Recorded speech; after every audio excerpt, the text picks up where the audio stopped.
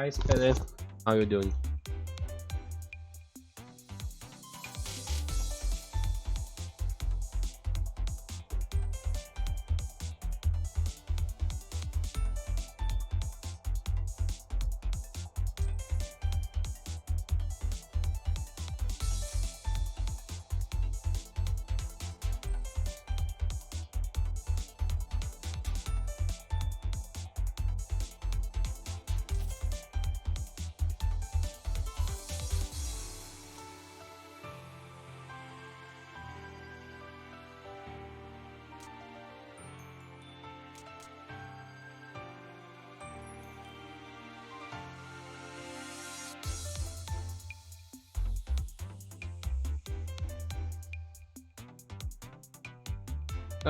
I'm alright, I guess.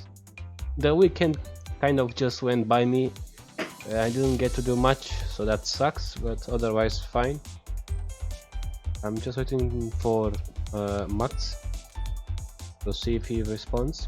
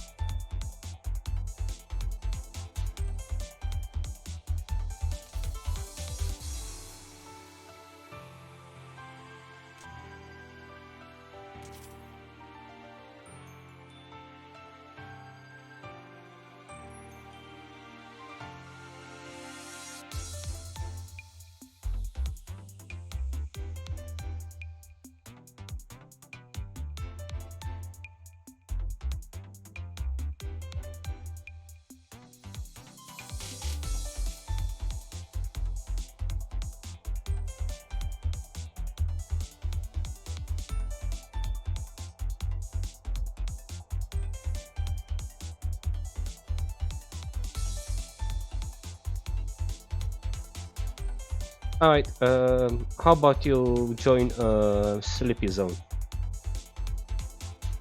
Sleepy Zone. Okay. And the last one.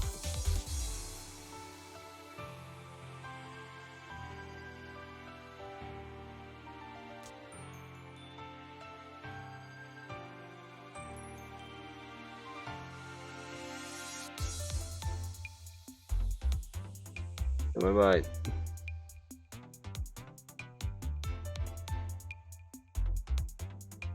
Never mind.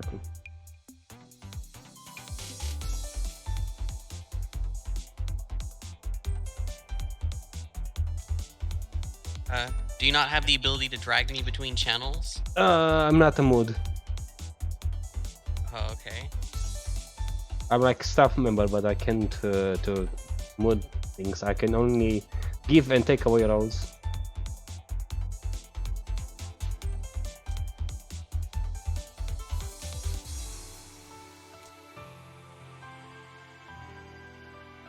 Right, well, everyone can hear you just fine from what Spede is saying. Alright, good, good.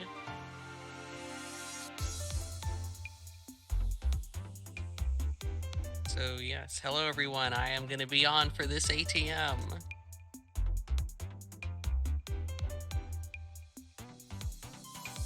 Oh, you're in the bracket. Yeah, well, we are only like we only had 7 players, so I was like, okay, I'll join so we can be 8 players.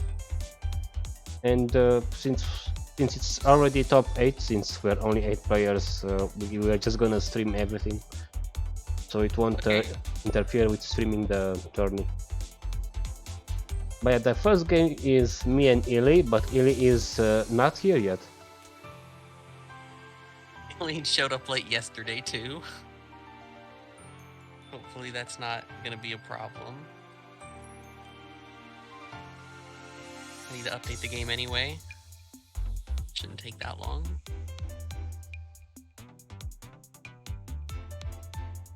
Okay, Illy is here. Good. On her way. Okay.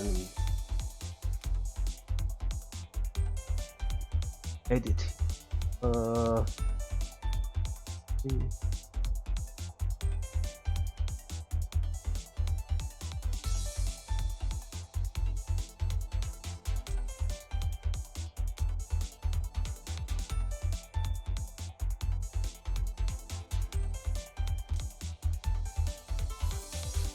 Okay, my game's about halfway done updating. I'll be in soon. Okay, you're still updating? Okay, then. I'm just gonna My wait game for is it. updating.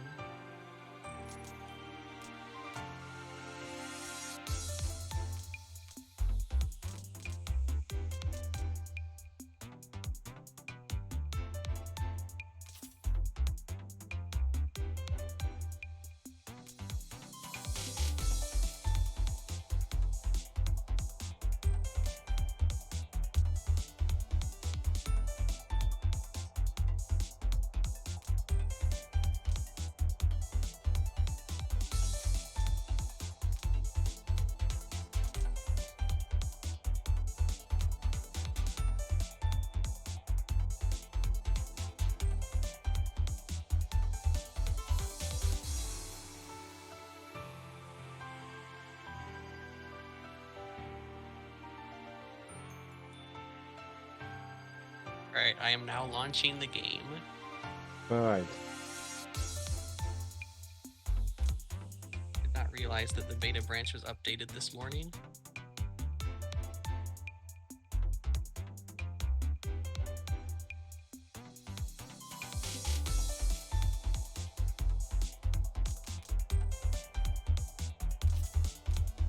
There we are. Okay then. Have spectate? Alright.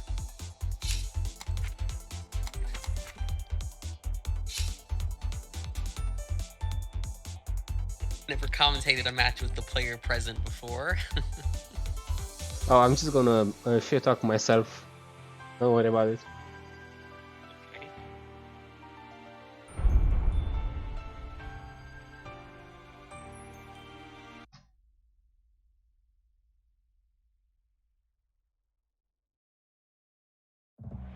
Alright, so our first set of the day will be Trackpad Illy versus Neko Sylvie.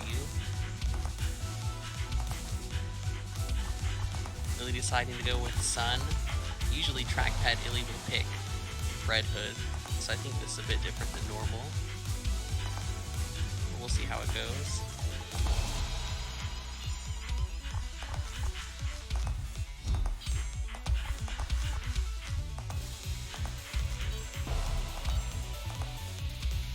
A couple unfortunate bonks and it's last heart. Oops.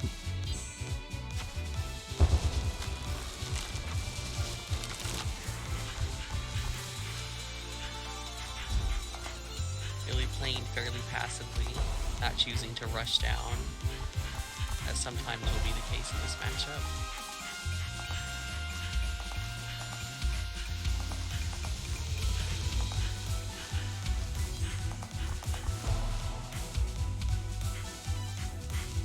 Match still largely taking place at full screen distance.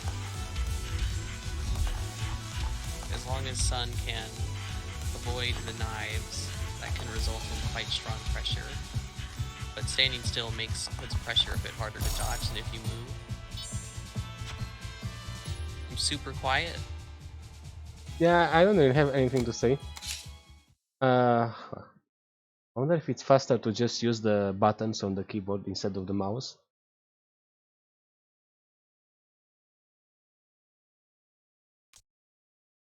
Oh, the stream I think is saying that I'm too quiet. I don't know if it's easy to turn me up or not. I can also just speak louder.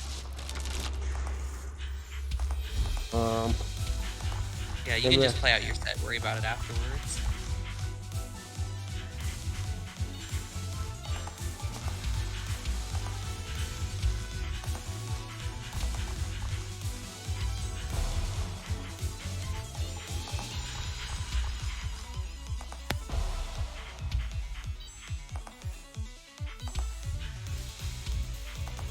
So, given Illy's playstyle in this match, the Sun buff of more waffles at range definitely is going to come into effect, as this is the exact sort of situation that it's meant to help the long range.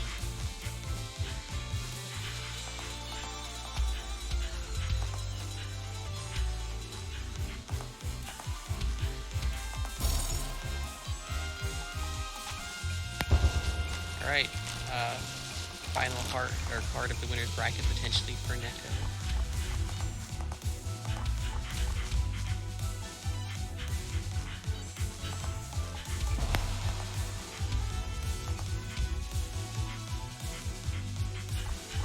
Really playing somewhat more aggressively for a moment there, but then retreats back.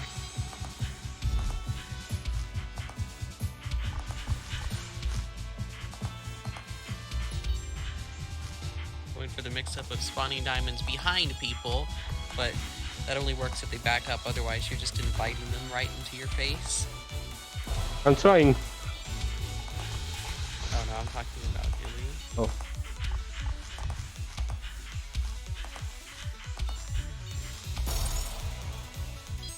Okay.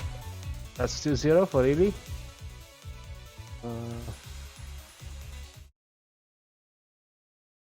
Next, it's Game Freak against QP. Ooh, that is the set with quite a story behind it. Also, I don't know if it's easy to like turn me up, but I was getting complaints that I'm too quiet. So, the last tournament that happened yesterday, Game Freak got second, which is their best placing ever, beating QP twice, which was definitely considered an upset. We'll see if QP can get their revenge, or if Game Freak will continue the streak of wins. Is using a mouse in this game so bad? Everyone keeps saying Neko being a mouse gamer is interesting. I don't think it's that mouse is bad, because there have been really, really good players that have played on mouse. It's just that it's rare. Not many people play with mouse. It's actually thought to be quite good for Storm in particular, I think.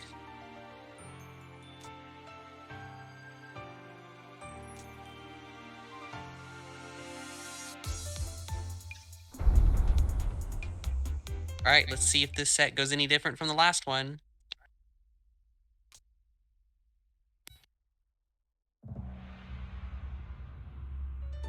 So, last time we saw both Frost and Storm from QP, and they both went about as well, but Storm, definitely QP's main, so looks like that's what we're going to be seeing. Oh, okay, it looks like the visual effect on wide has been changed. I'm not sure how I feel about this. It looks a bit messy. We'll have to see what the players think. I don't believe Lich saw any changes. So aside from the wide visual change, this should be the same patch as yesterday for this matchup.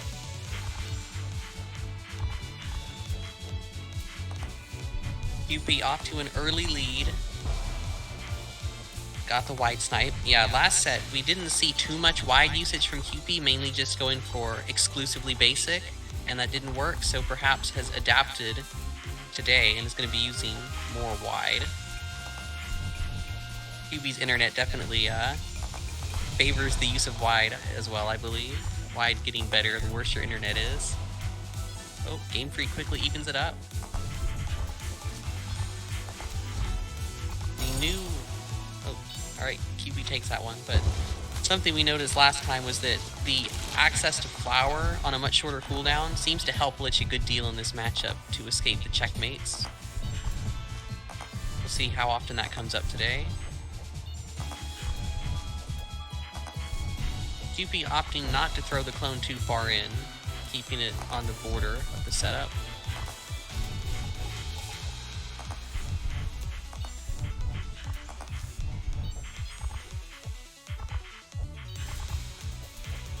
Game Freak's butterflies are in a pretty favorable pattern. Quite the good vertical spread and one farther back. QP gets out of there by hitting Game Freak, the easiest escape. But Game Freak takes the card.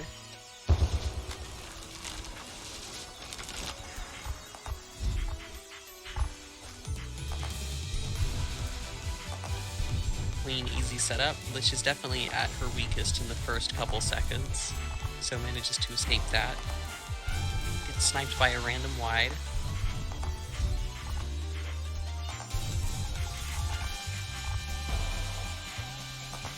And the tap basic. QP definitely mixing those in more than the last time, and it appears to be working out so far. Ooh, manages to get through the flower before taking a hit.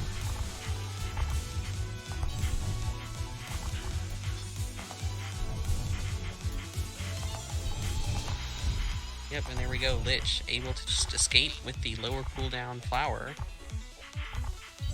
But that does mean it's not in the ideal position, I suppose, for a wall, but Game Freak adapts and manages to use it for a wall anyway. But now down to their last heart. Wall is forming. Flower burns, so this is QP's chance. Flower already almost back up. The window of opportunity is so small for Storm to land a hit. And that is quite the big flower. Good screen control now for Game Freak. But a hole has opened up. And QP manages to take the first game.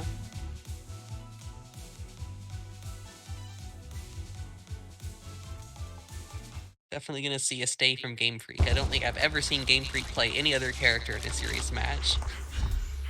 QP, though, I have seen play multiple, so may have seen a switch there. Oh no, gets caught by the butterfly right away. Not the start you want to see.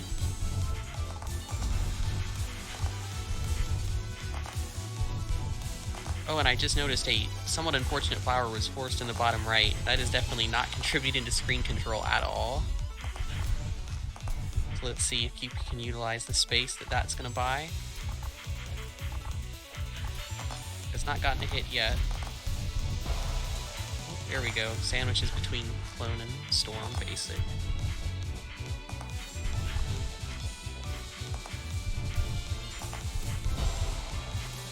Oh, the slight, not fully charged basic goes a bit faster than the fully charged one, so Game Freak did not appear to be ready for it to come out that quickly and gets hit before able to flower.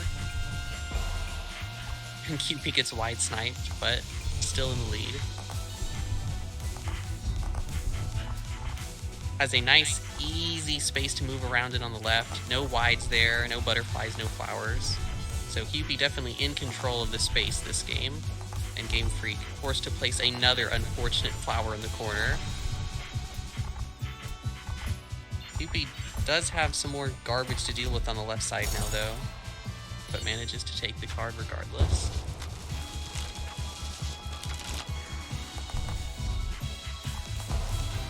Called another wide snipe. Ping likely has something to do with that. You don't usually see that much, but it's now happened twice.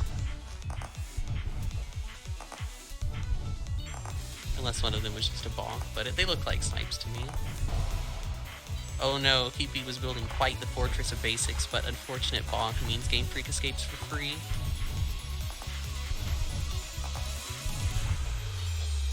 And flower is up. So Game Freak can escape this with a flower if needed, but does not. Just gets a hit to escape. Very good desyncs on the butterflies. They were shooting at quite different times, resulting in a difficult pattern for QP. Game Freak brings it to last card yet again. Needs to win this one to stay in it.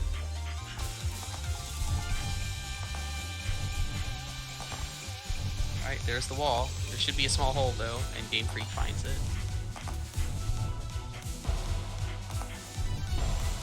Oh, both players just bonking. I don't believe either of those hits were forced.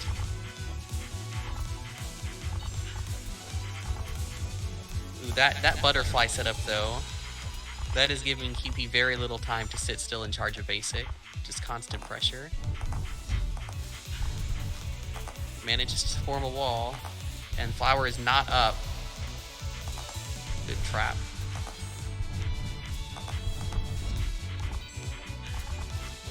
Right, Game Freak managing to clutter up QP's previously open space, but bonks a wide while repositioning.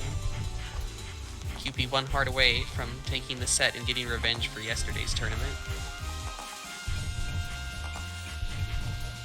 And the wall is forming, the classic L shape that QP often goes for. Flower not currently up.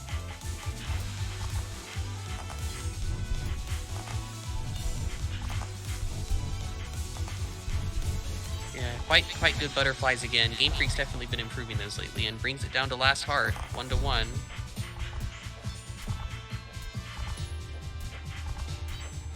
QP not even opting for the charge walls for a moment there, just going for tap basic. Likely feeling pressured. Somewhat unfortunate flower forced, but QP bonks. and it's 1-1.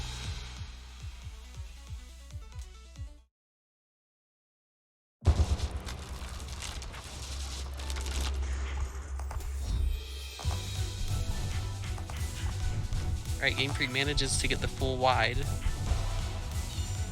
and snipes QP while they're charging a basic. Early lead.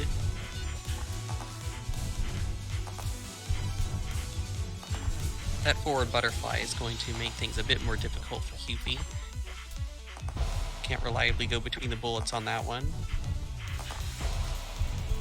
Another wide snipe. Seen a lot of those today.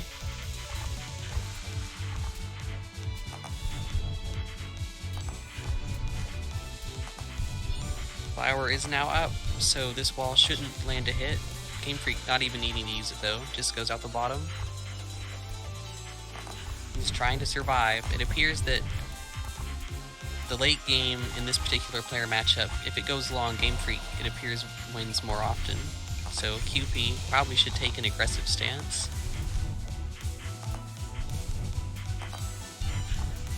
No flower, this is a chance. Oh, but Game Freak decisively going down, not getting hit by the semi-charge.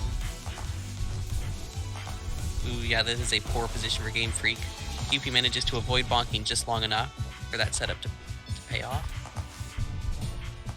Now Game Freak on their last heart, but the position is looking dire for QP.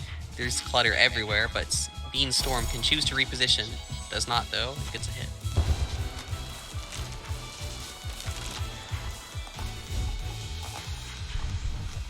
No white snipe there, that almost looked like it might have been another one.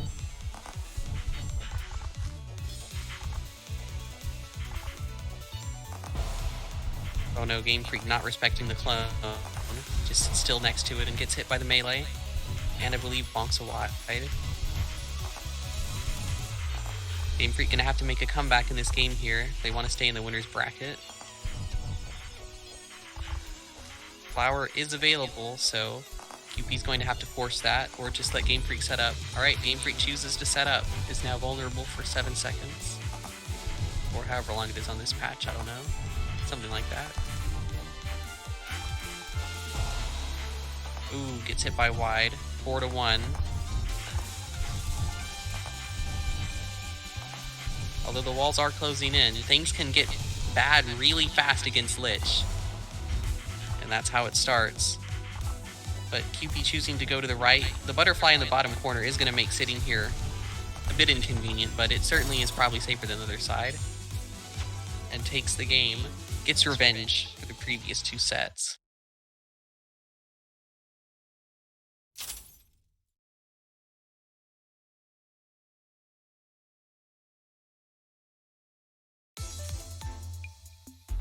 Next game is Maiden&Spell against Skpei.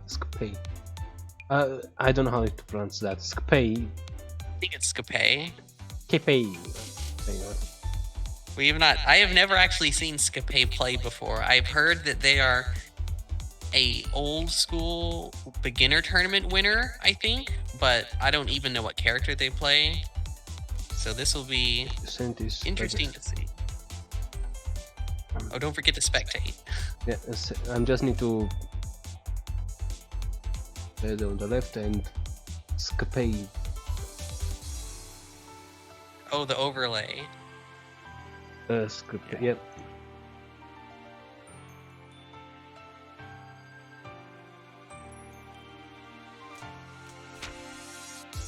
Ready.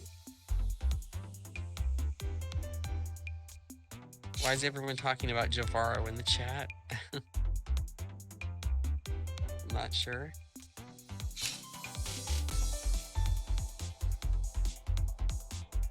Alright. So going by the character icon, I'm going to assume Skpei plays Storm, but I think I've heard Worm, so maybe it'll be one of those. We'll see. Centipede, I believe, the winner of the last ATM. Alright, and it is Worm, okay. So Speed is pretty much the only Sun player I know of that thinks that this matchup is winning for Sun. Most other Suns think that it's losing. So it'll be interesting to see how he decides to play it. Always like seeing how people with a lot of confidence play, because it means they must have some sort of idea of what's good.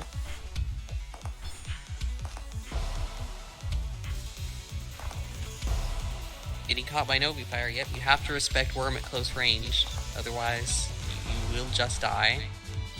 And Scape running right through the setup, again, just disrespecting Sun's delay on spawn. If you just hold forward at Sun, sometimes he can just run through everything. It's quite sad how easy it is to disrespect the character sometimes, and just runs right through the diamonds again. Speed managing to escape that Novi Fire with some decisive movement. Ooh, a little bit too much backwards movement from Scape.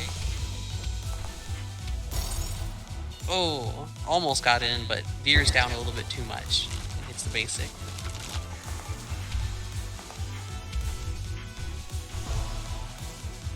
Speed getting sniped by a wide. That'll always happen at least a few times, probably. Worm wide, a very dishonest move. Oh no, you cannot do that. Scape using defensive special defensively.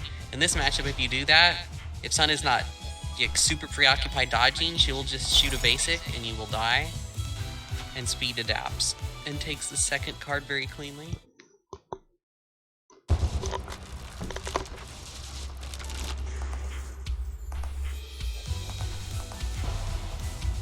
Scape hesitating a bit too much, sits inside basic. And bonks a wide on the way in. Early lead for Speed. And a diamond, unfortunate. Just some misplaced movements. It's already almost over.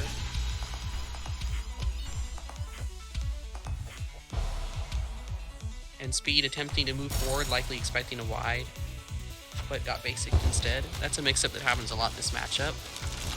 If Sun can possibly run forward through Worm. And Scape getting in, melee range, getting a hit. Worm definitely wants to be as close to Sun as possible in this matchup most of the time. Yeah, forces the Dispel. Now any close range interaction can be Novi Fire for a likely hit, but Speed playing quite defensively doesn't want that. Ooh, manages to get to the corner. Yeah, laser is very risky in this matchup because you have to make sure you're not going to get basicked, and Speed takes it.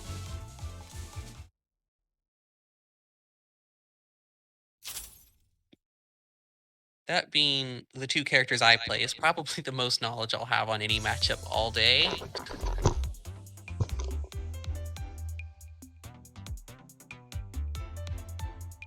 Alright, so we have Air Vent versus Jayfeather. Oh, this could be the legendary rare matchup, the Depth Mirror. It could be, but I think Air Vent's been off depth lately, might not go same character. Might go something else. Apparently Speed saying that he'll Depth Mirror against Jayfeather. Wouldn't have expected that, but that's certainly interesting.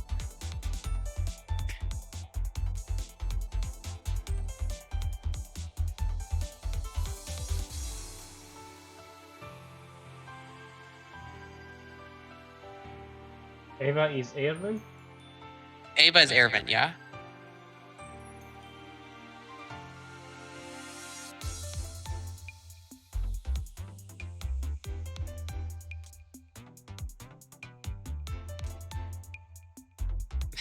Jayfeather lamenting the depth players getting matched against each other. Although Air Vent might not go depth. We'll see.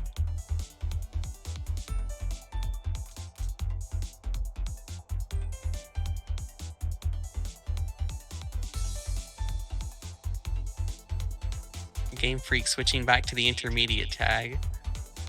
I just noticed. Went expert yesterday after getting second, but I guess that loss was demoralizing.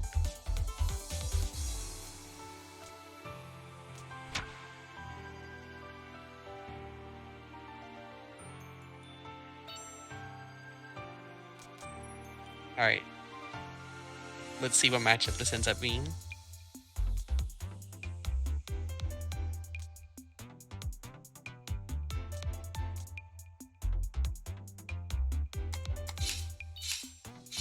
I hope it's a Depth Mirror, that'd be fun. I think the only matchup rarer than a Depth Mirror might be an Arc Mirror. I don't know if I've ever seen a tournament Arc Mirror. All the arc players don't enter all that much. And it is a depth mirror. Okay, J Feather on red, Airbent on green. I'm not sure really how this matchup plays out, so I'll be interested to see. It looks like J Feather with the early checkmate. And yeah, I guess this is one of those matchups where you probably can just shotgun with impunity, because Depth doesn't have any quick, long-range punishes the way a lot of other characters do with their basic to land a hit. So I suspect we'll be seeing a lot of shotgun spam, given how relatively safe it is compared to other matchups. But early lead for J Feather, got a couple. It's like J Feather got the setup going just slightly earlier and got a hit as a result, but now is stuck in the setup. Oh, that was an excellently timed cat. It like was a perfect timing read on the bubble pop and manages to escape. And even manages to juke around the close range attacks and win that exchange as well. Cool. Barely scrapes by both the cat and basic. This is such a silly matchup. At least cat eats multiple shotguns, otherwise it seems like it'd be way too momentum, like, extreme. You just win if you were the first one to press shotgun. Ooh, J Feather goes in with the cat dash wide. Takes the first card. Starting off with the shotgun spam, but both players cross the setup. Right, that big bubble is not useful as of yet. Ooh, a bit ambitious with that shotgun. Just gets hit by the slow basic, no pop required.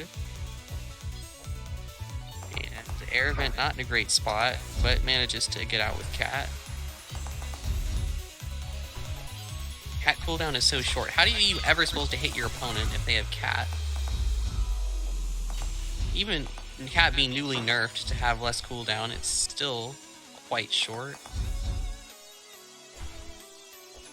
Probably gonna have to, I don't know, no escape, just goes down. No need for defense special. Alright, Airvent has the lead this game, trying to even it up.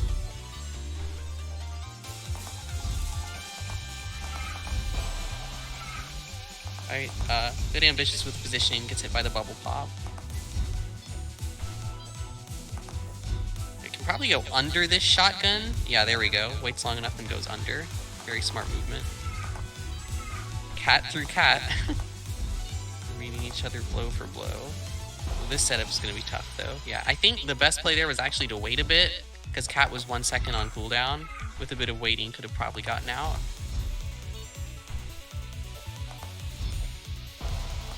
Alright, Airvent not respecting the second shotgun, and it's 1-1. J Feather going for the setup, but cat out, and a cat in response. Airvent gets the sandwich, evens out the cards. This is a very slow matchup. We're still on game 1. Alright, didn't quite shotgun in the correct position, just left an easy hole. That might end up being a checkmate. No, cat out. Depth's really good at escaping her own stuff, because the cat will eat multiple waves of shotgun.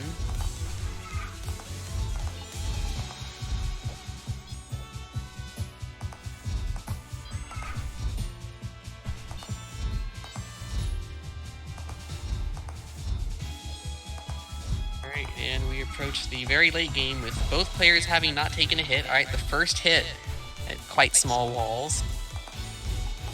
I think the trick here is going to be trying to get a favorable basic angle. Ooh, but Deadstone's the shotgun. Nothing out of it, though. 3-3.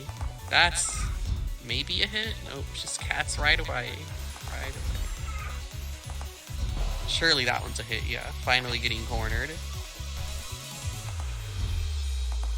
Has to watch out for the sneaky off-screen basic. Oftentimes basic getting you while it's off-screen and growing from behind is one of the only cheesy things Depth has. Normally you don't get random bonks with Depth, you have to earn your hits. Well, I actually think continuing to shotgun from Airvent would have been a hit there, but gets it anyway.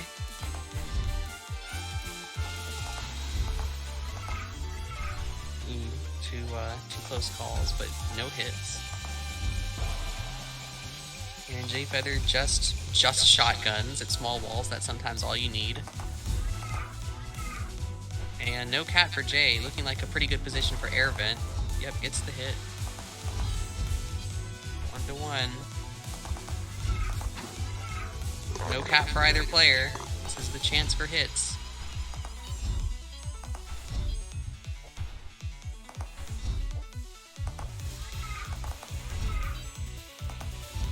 Almost getting cornered, but just barely manages to escape. It looks like the key is to have your drift and shotgun align in a very specific way. Oh, but just the shotgun in the corner, all it takes. And J Feather takes the first arduously slow grind of a match.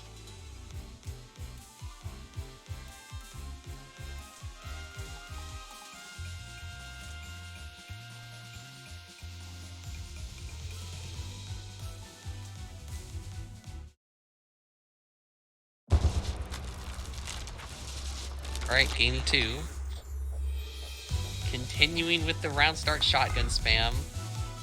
It looks like vertical to diagonal-ish setups are way better in this matchup than horizontal ones, because the cat can eat a ton of shotgun shots if it's a horizontal setup, but if it's more diagonal, the cat might get to eat only 1 or 1.5 waves of the shotgun.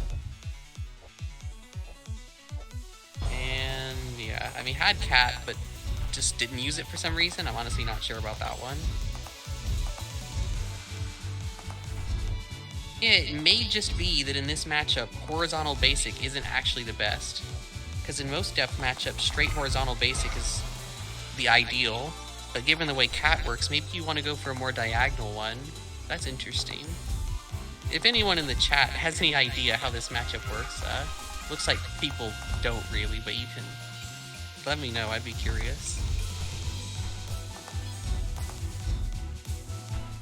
I was a little early on the bubble pop. I feel like if it was held back a bit more, it may have been more effective. Shotgun war, but J Feather has more space.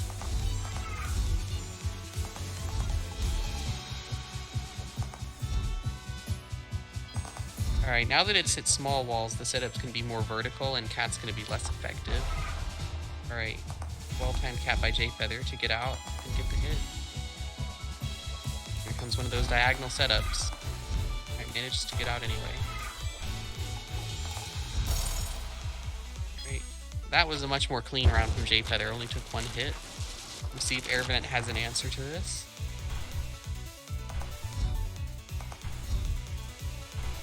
Both players still going for the horizontal basic, so looks like they don't agree with me about what's correct here. Right now we're seeing a bit more of diagonal. Weird cat, that did not seem necessary at all, but the cooldown's so short, likely will not be punished for it. Yep, just has it again. Oh no, but doesn't go downward enough, too much sideways movement. 2 very close calls for Jay there. Another close call with a shotgun.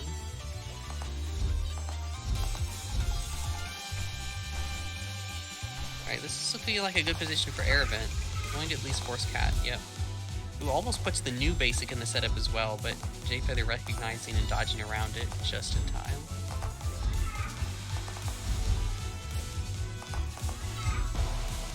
Yeah, just shotgun is so strong when it's this small walls. Oh no, but air vent getting sniped from behind by the expanding basic.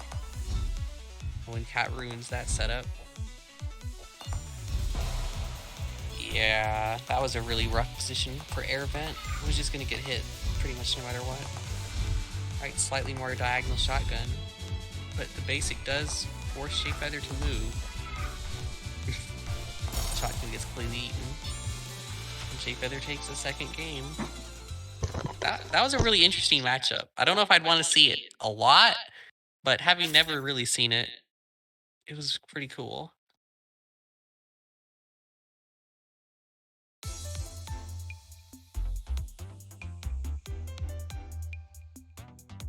Next. Ellie against Cupid. So does Loser's Bracket play off stream? No, it's just going to be after this one. Okay. Alright, trackpad Illy versus QP.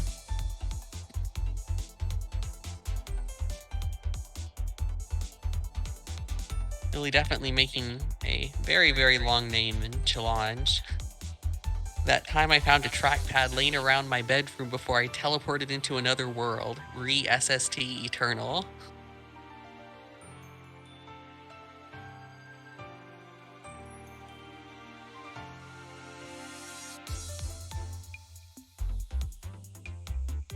And Illy not present in the room.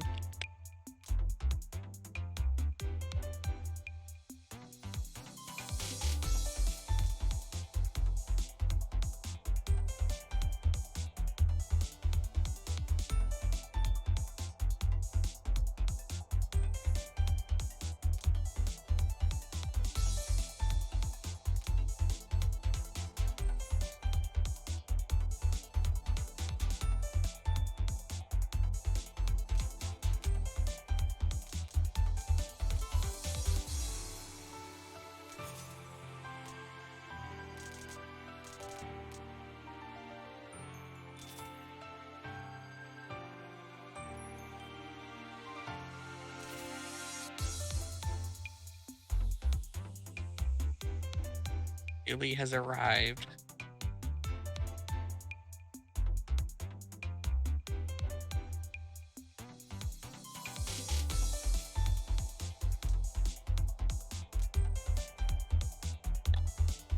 Both players using likely false flags, trying to disguise their country of origin. Not really, but, you know.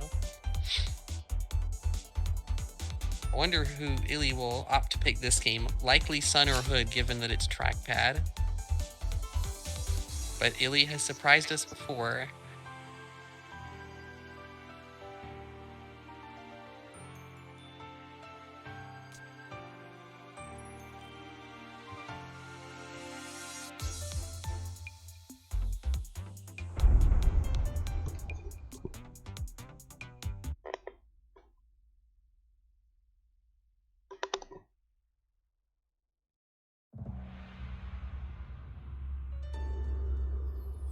Right, going for Sun.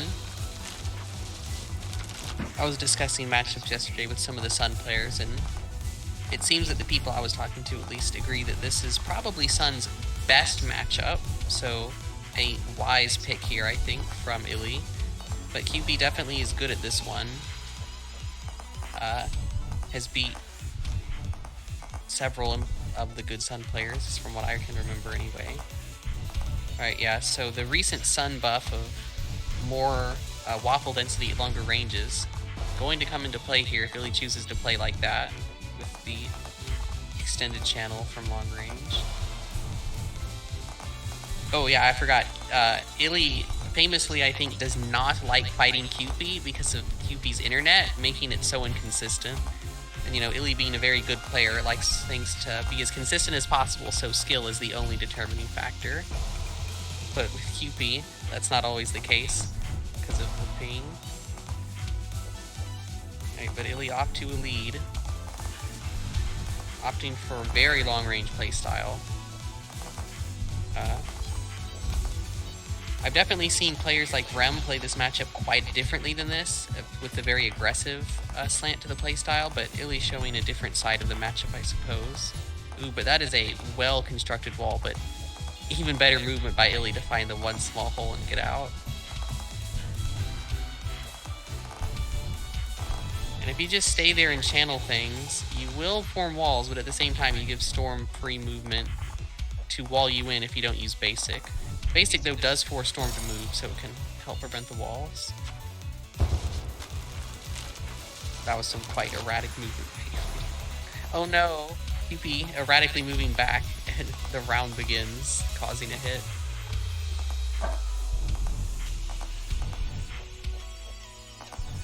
Right. Good checkmate from QP. I bet Illy's playing long range because trackpad makes micro harder. but macro's probably not that different, so by playing long range can mitigate the weaknesses of the trackpad. Continuing to build walls at long range. Diamonds channeled for that long, they take longer to separate, so they're much more threatening than if you just don't charge them. Unless you do tap at close range, of course. That's like basically a different move. Manages to weave through the clone. QP backs up into a waffle. Having Sun pinned against the wall with clone right there like this is definitely a good position to be in a storm. The defensive special force. And QP takes the card. Even though this is probably a good matchup for Sun, it doesn't feel like it a lot of the time, because you just kind of have to hope your opponent messes up. At least if you play this long-range style, it's very low agency. You just kind of do your thing and hope you win. Interesting movement by Illy, but it works out. I am amazed that Illy knew that there would be space to live there. That was a wild manipulation of the energy. The basic. You did not need to dispel there. And QP one heart away from taking this game.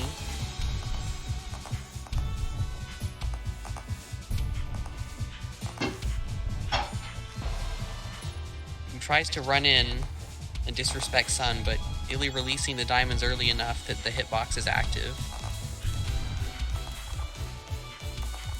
More extreme long-range play from Illy.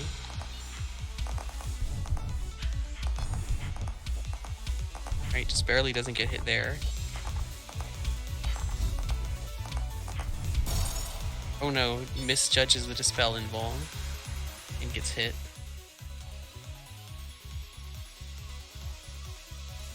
See if Illy decides to swap to Hood. Yep, considering a character switch it seems.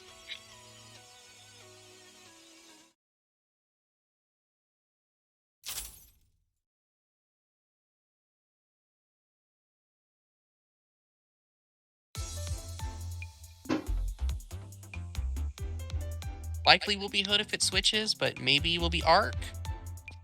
I don't know if Illy likes to play trackpad Arc. Oh, Frost. Okay. I wasn't expecting that one. Well, let's see how this goes.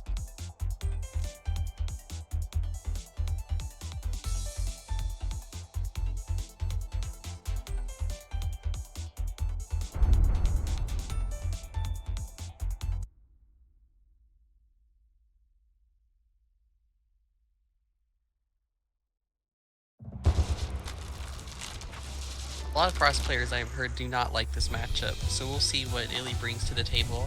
Oh, you know what? This pick makes total sense. If Illy's going to do the same thing as last time, just sit at maximum range and do attacks, Frost is pretty good at being a turret, if that's what you want to do. So I guess we're just going to be seeing a very long, very slow turret game. Illy definitely making this wall take as long as possible to close up when the clone expires, but doesn't get the full roll distance and gets hit. QP seems quite comfortable just microing the basic at long range, and kind of similar to Sun, this seems like a matchup as well where you just kind of have to hope you win as Frost. Just do your thing, turret, and hope for the best. And right now, QP is not making sure that hope is not going to pan out. Yeah, you can definitely tell the trackpad is coming into play. Lots of micro movement mistakes from Illy. Choosing to not play aggressively really at all. Well, I guess here's a bit of aggression.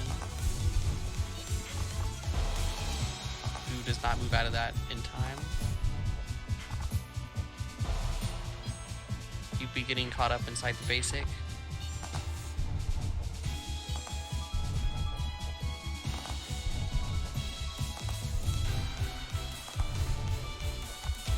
Alright, abandons that wall for a quick attempt at a hit.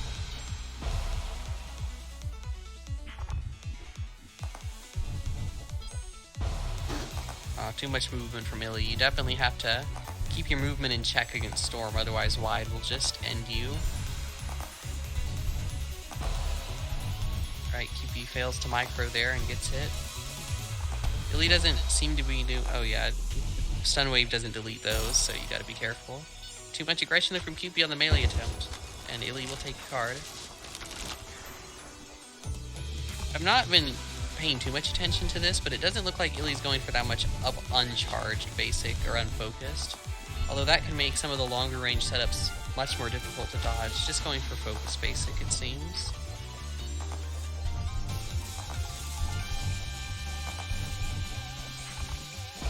Nice maneuvering. Oh, until then gets hit by the uncharged basic.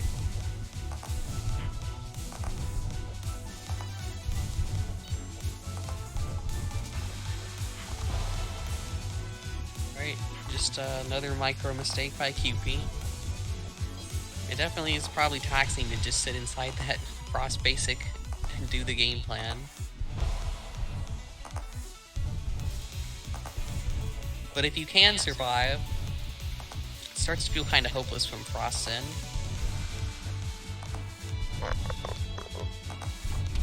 Right, jukes inside the clone but gets out before the hitbox. Another shortened roll. I wonder if something about trackpad is keeping Illy from doing full distance rolls. And QP takes the game.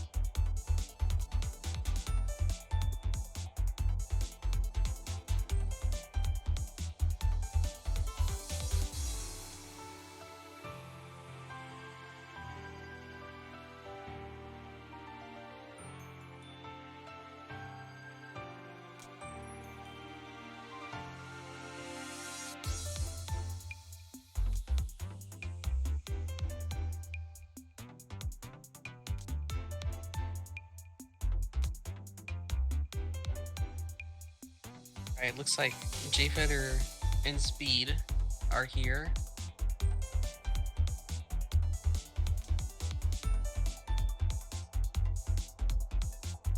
Oh, Airbent is apparently DQing, unfortunate.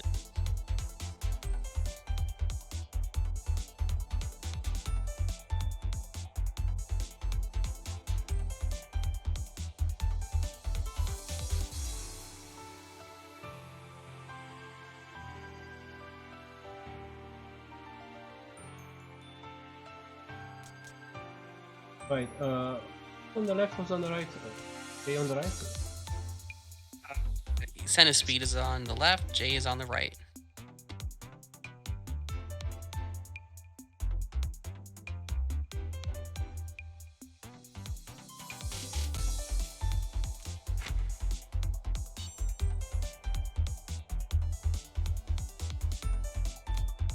Alright, so it looks like the players are saying that this is going to be a depth mirror. So I think historically Senna Speed has struggled quite a bit against Jay's Frost. But Jay doesn't like playing Frost anymore. But maybe Speed is just preempting it by going depth, which Jay hates with Frost. So it turns into a depth mirror. Yeah, and it is a depth mirror. Jay on red again, and Speed on green. I have not seen too much of Speed's depth. The only time I can recall seeing it is when it was pulled out for one game as a counter pick in one of the other ATMs. You'll see it didn't go well in that game. We'll see if it goes better this time. Maybe more practice.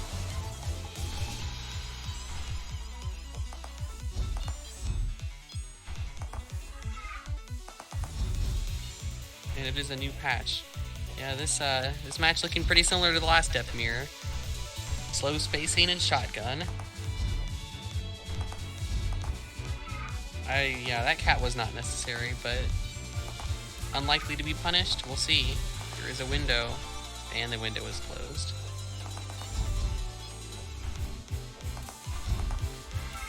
Good decisive movement from Speed, knowing when to back away to not get shotgunned, but a bit too slow there. Presses second and gets hit.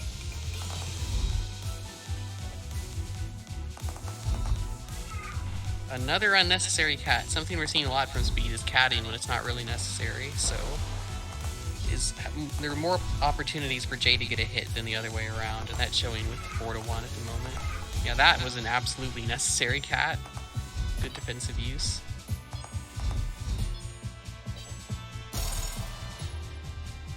Oh no. Speed again being the second to press shotgun. Or pressed again, I don't know, something went wrong there though. Alright, this time Jay's the one caught pressing shotgun too much and did not respect the range. You do have to respect depth a lot close up, but your opponent has to respect you right back, so this matchup probably is a big game of forcing respect.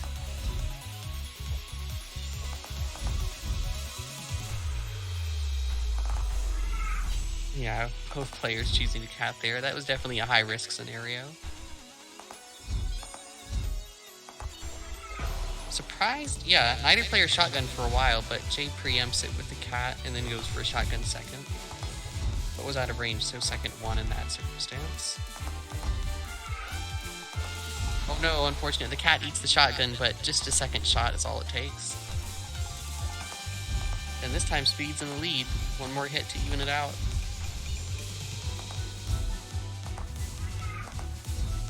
Close call there, but cat manages to get through.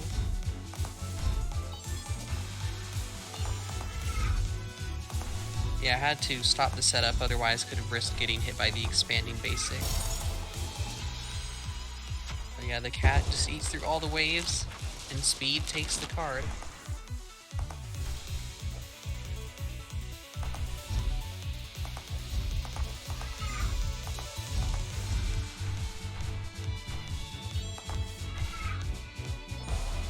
Who had cat available there, but did not use it. Or maybe it was just like 0.1 second off, I don't know, but when I looked it was available. Good cat, read on the shotgun, and Jay Feather off to another lead.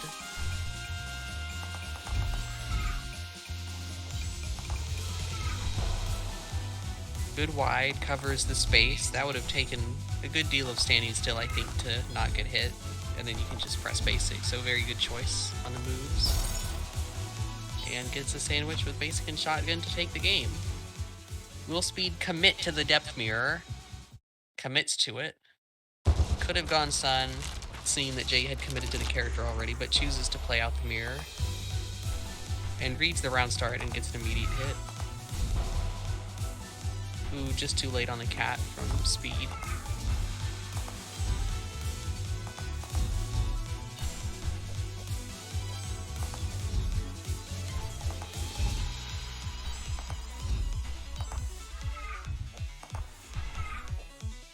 I was about to say not much wide use, but then both players immediately use it. Because new wide on depth is a lot more spammable than before, unless that got changed back. I don't actually know if it did or not. People in the chat, did wide get changed back, or can you still spam it more?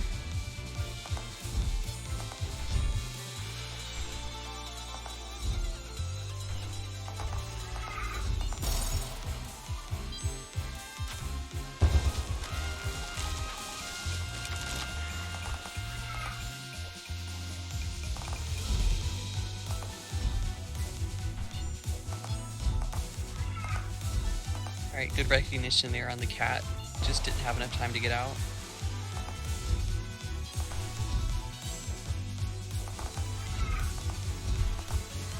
I don't know, but I think continued shotgun might have gotten a hit there, but hard to say. Who just barely manages to escape that setup.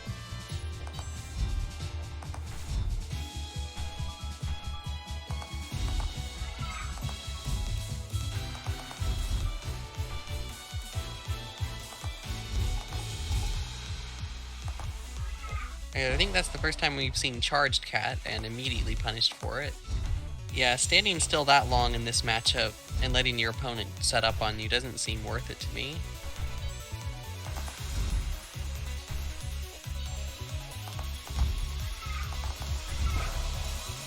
Alright, the counter cat gets the hit, and Speed is on his last heart of the winner's bracket, potentially. Needs to mount a comeback here, but unfortunate position. But gets out.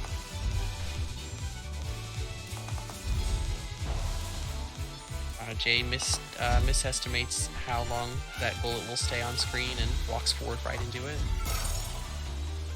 Ooh, and the expanding basic catches Speed. Jay takes the set.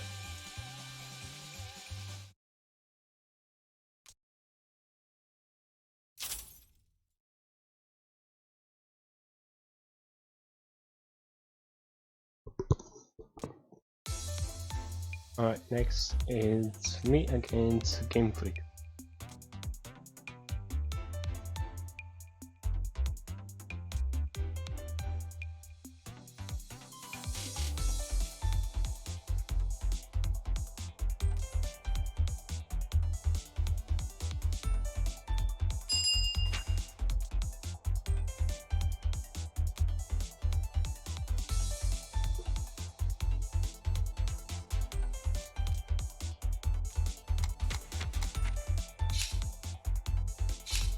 Right, I suspect we'll be seeing Red Hood versus Lich as the matchup here. This matchup all about survival. Lich definitely just wants to make it to endgame to win, and Hood in general is just to survive a character you want to survive against.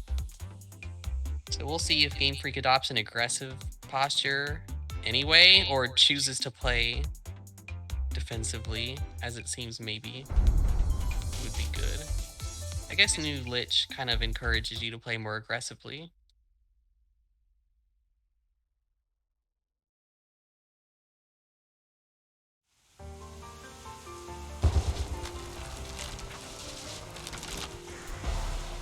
Out! And Game Freak going for the Maven opener. People oftentimes don't expect a basic right away.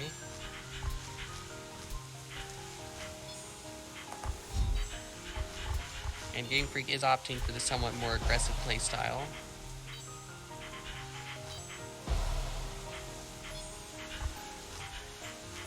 Yeah, those are some good butterfly positionings.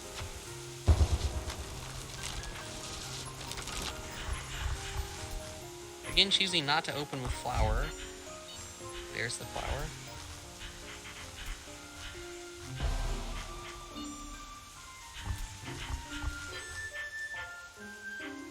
Oh no, the unfortunate big flower. But big flower, not as big a deal if the beta patch as it is on live, because it will go away quicker. But Game Freak getting very aggressive with the space bot by the flower.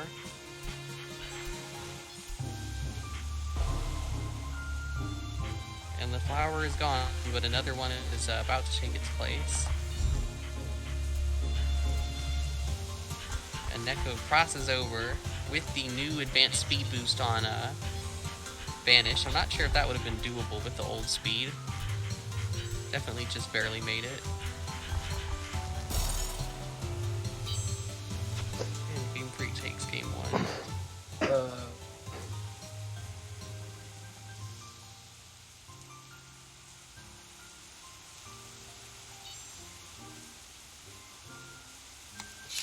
And we're seeing a switch to Worm from Neko. I don't know if I've ever seen Neko play anyone other than Hood, so we'll see how this one goes. I didn't. You didn't? No, I did in the campaign, but that's about it. You did what? I played like her in everyone in the campaign, but that's about it. Oh, the campaign, okay.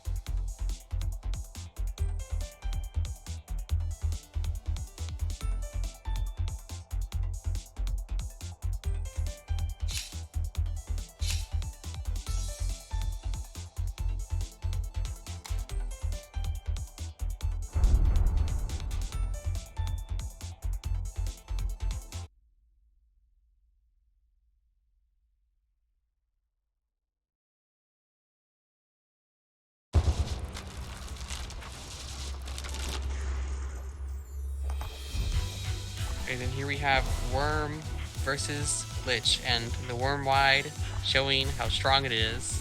An immediate Worm Wide bonk from Game Freak. Ooh, and a bit greedy on that flower. Neko off to an early lead with the unexpected Worm counterpick and another hit. Just one more required to take the card.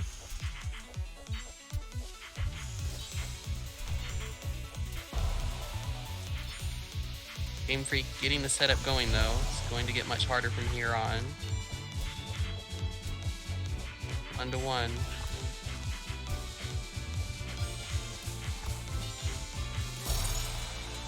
And Game Freak barely manages to win that one.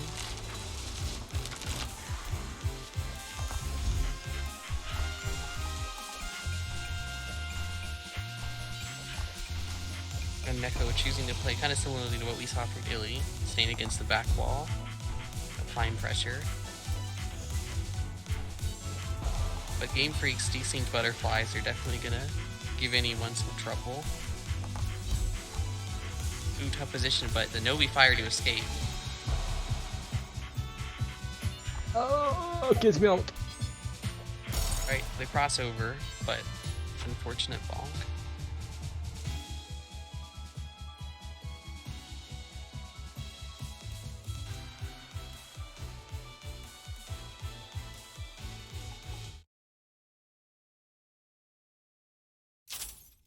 Next is Sentispede against Game Freak.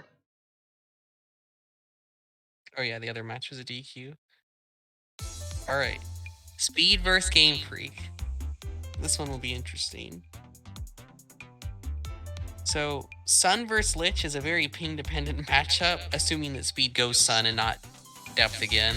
I'm not sure if that's a J-Feather specific pick or something Speed's working on more generally, we'll see. But assuming it will be Sun Lich, at low ping, it's pretty good for Lich, but as the ping goes up, Sun begins to stand more and more of a chance. And given this will be US to Finland, or I thought Game Freak was from Canada. Alright, well, we'll just assume one of the two is correct. But the US flag is... Maybe they have dual citizenship. What? Dual citizenship. You're a citizen of one country and another as well. Oh, maybe, yeah. But regardless, North America to Europe, a quite the distant matchup.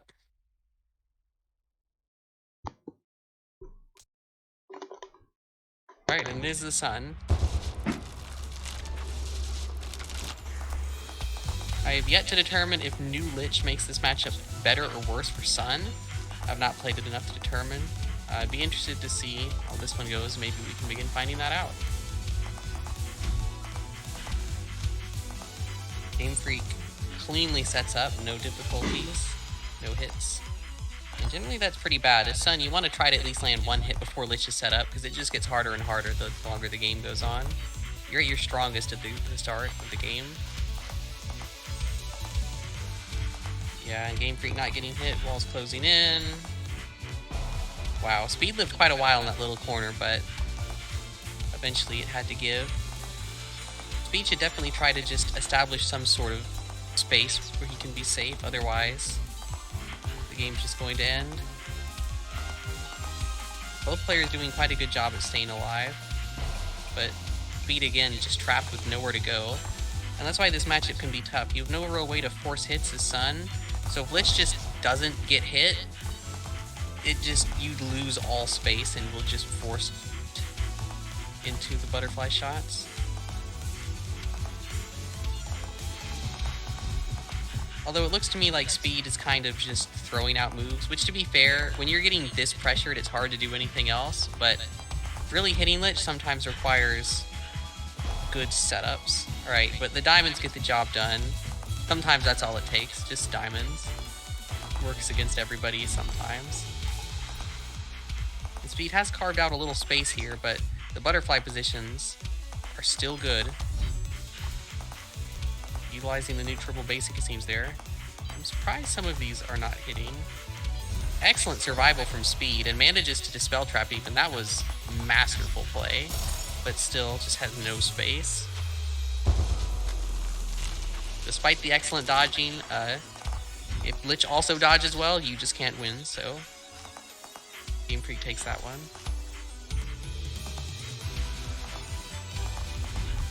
Alright, and the setup again, no hits beforehand. Speed, this may be a high ping matchup, but it's probably not as high as Speed versus Zorn, which is I think what Speed's used to playing in this matchup. So this might actually be lower ping than Speed is used to playing with. Alright, got the Dispel slowdown, but Game Freak cancels it right away with Butterfly. But runs into the diamonds, and Speed's managed to keep it evened up. Another upside of getting some early hits on Lich is it can keep the walls from closing in, and your chances of winning go up a lot if the walls stay bigger. Oh no, maybe didn't mean to get a speed boost from those diamonds and just careens into the wide.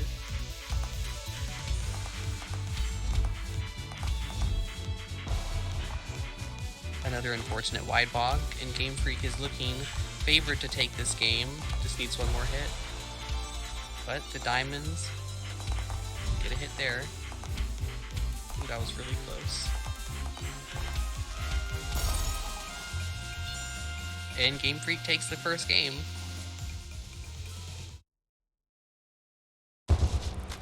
Speed choosing to stay Sun, not going depth or anything.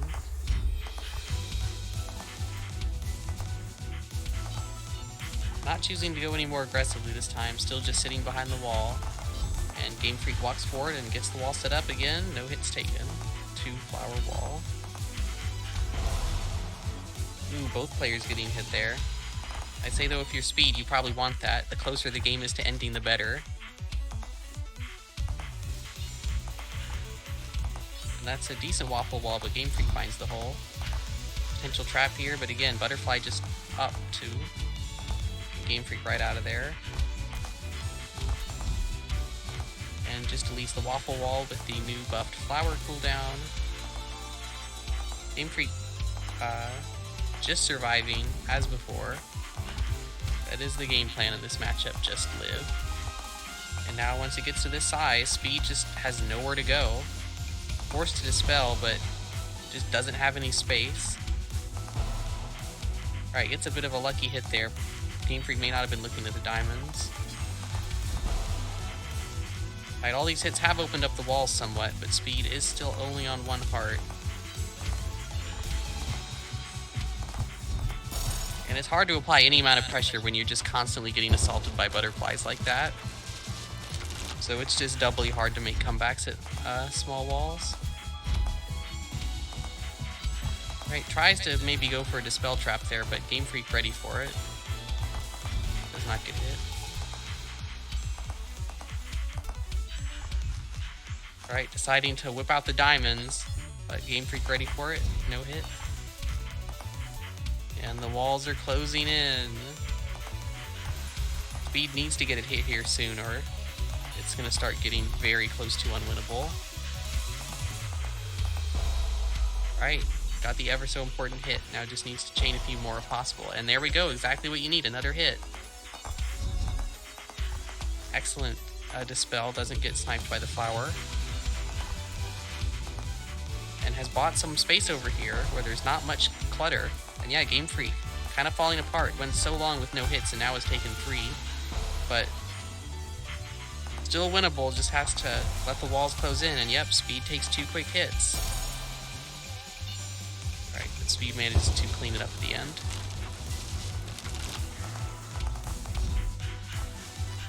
Yep, early diamonds like that can be strong, but Game Freak recognizing it, just running forward. Speed did not do the mix-up where they're released early. Ooh, just not enough movement from Lich. And gets caught in the basic. Speed going aggressive.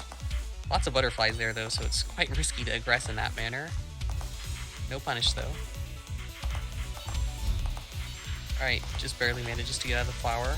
You know, I think that wide reset from Game Freak may have been bad. It looks like it made the pattern much easier for Speed. But now the walls close in, the Lich wall is up. Speed crosses over, and the diamonds perfectly cover the waffles. Whether that was intentional or just lucky, works out either way. And a decent spread of butterflies. Probably could get one a bit lower down and it'd be even more devastating, but the desync is definitely present. Yep, there's the lower butterfly. But one of the flowers is a bit unfortunately positioned in the bottom left corner, and Speed manages to capitalize with a hit. Right, Dispel down. Ooh, Game Freak caught against the wall by Diamonds, and Speed takes game 2. The first game looked pretty hopeless, but Speed managing to adapt and cleanly take the second game. Game Freak counterpicking Song.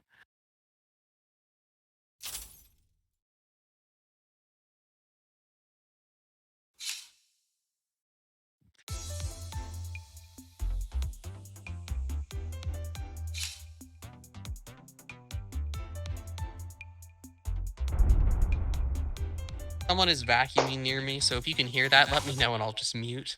I doubt you'll be able to hear it, but you never know.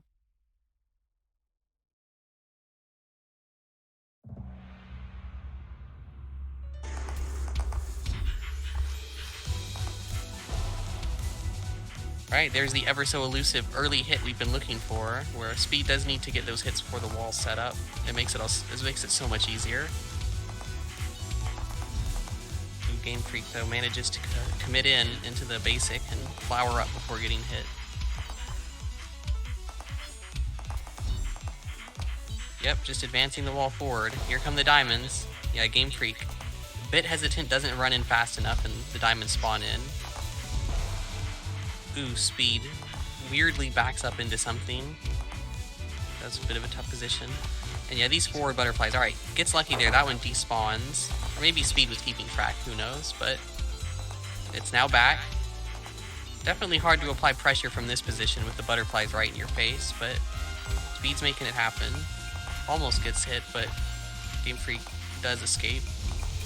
Yeah, probably should cross over. Ooh, risky not to cross over, but pays off. Keeps up the pressure and manages to escape through the bottom. That butterfly on the bottom, though, is definitely going to make these redirects a bit trickier. Speed, though, making it happen. Alright. Had a bit of a chance to channel diamonds. Lets it go early, though. Alright, but Game Freak bonks something. And Speed is now on the final card. Game Freak needs to win this card to stay in it. Oh no, bonks wide. Not the start you want.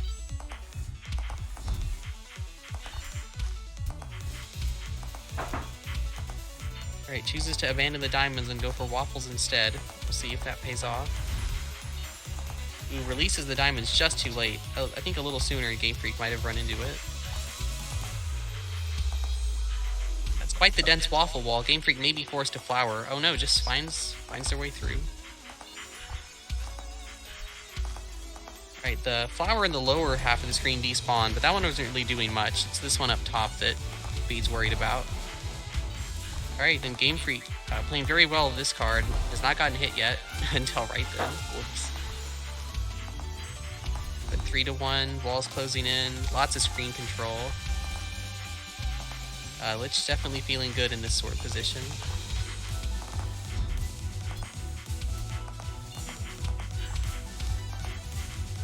Speed just doing the redirects up and down. Alright, and then Game Freak hits a basic. Almost with the Dispel trap, but Game Freak manages to wiggle out just in time. Here come the diamonds.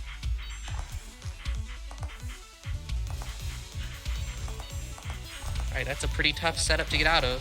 Oh yep, Game Freak just barely gets clipped by the basic on the way out, almost escapes. And now we're at 1-1. Dispel forced. But will Game Freak get out of the diamonds? Does not. And Speed, just barely, takes that game as well. Or I guess had a card left, but that one was close. Good job, Spede. You punished the bully.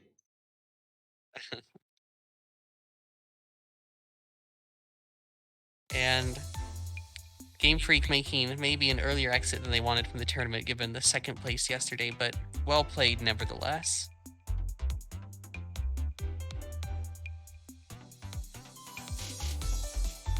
Next is Illy against Capay. Alright, I suspect that Worm is one of those characters that heavily takes advantage of having a trackpad, giving you up to micro against that character a lot if she gets in your face. So we'll see how much that happens, especially with new laser. You can sometimes be forced to take a really tight position between laser and wide. Let's Capay.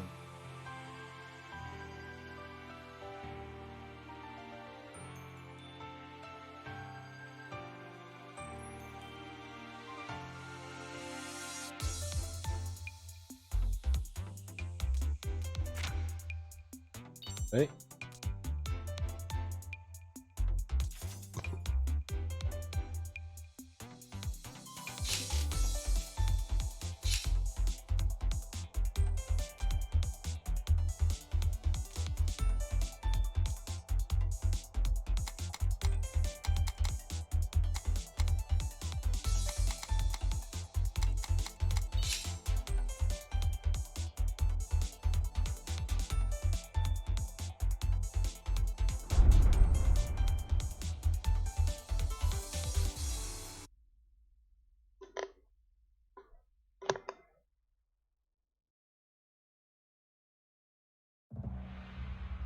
Alright, Illy choosing to play it out with Sun against Worm.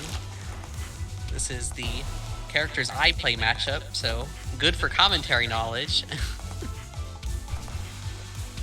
Alright, Scapade going in as you need to. I definitely think as Worm, you are pretty much obligated to go in this matchup. If you do not, I mean, it's just, you just making life for Sun so much easier than it needs to be. You definitely can't just run in mindlessly. You have to pick your spots carefully. But if you do pick your spots well, it's pretty hard for Sun to ever win. Although it is definitely an execution test for Worm to make it that difficult. Alright, Illy gets out of the Novi Fire. Yeah, another good defensive tap wide. Scapay maybe not respecting the defensive tap wides as much as he really should be.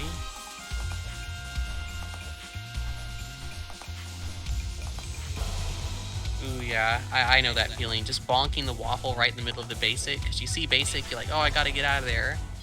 But then you just bonk the waffle on the way through. But gets a hit with a random wide. The classic Worm.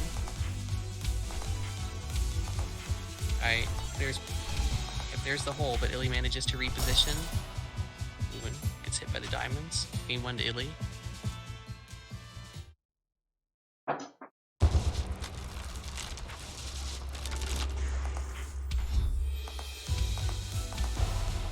Ooh, yeah, you can't just run and dispel that long.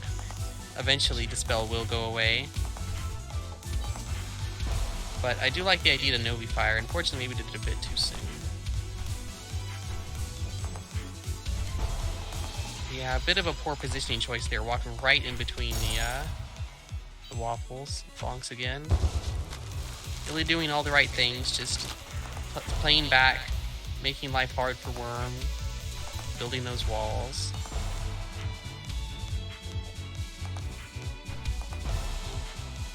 Yeah, we're just seeing a lot of unfortunate bonks. Oh, but wide into Novi Fire gets the job done there.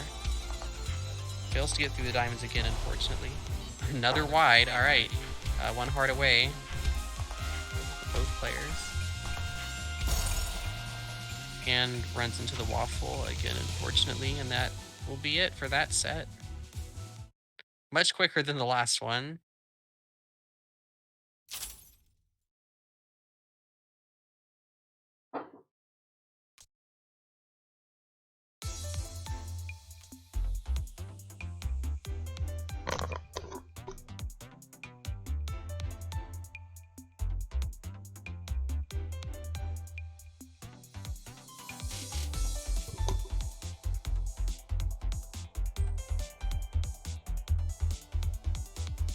Win España.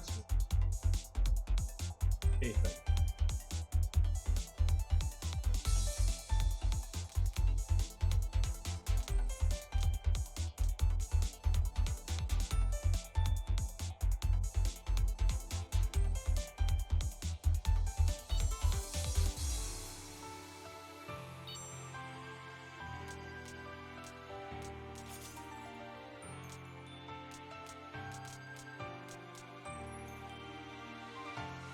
Alright, Jfeather, I believe, really dislikes Storm Beast, but that might just be live patch. I'm not sure if Jfeather's opinion has changed with the new beta patch or not.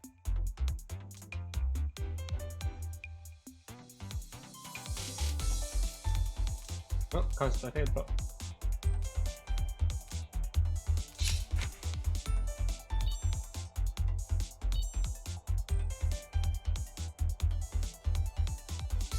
Jfeather definitely thinks that Depth versus Storm is a very, very bad matchup. So we might, if we're going to see the Frost, it might be against QP. But Jfeather thinks that matchup sucks too, so you never know. We'll see. Maybe... Oh, you know what? I bet we'll opt for Lich. Jfeather does have a Lich, and I think probably views that matchup more favorably than the other two, so that's what I'll be predicting here. J Lich.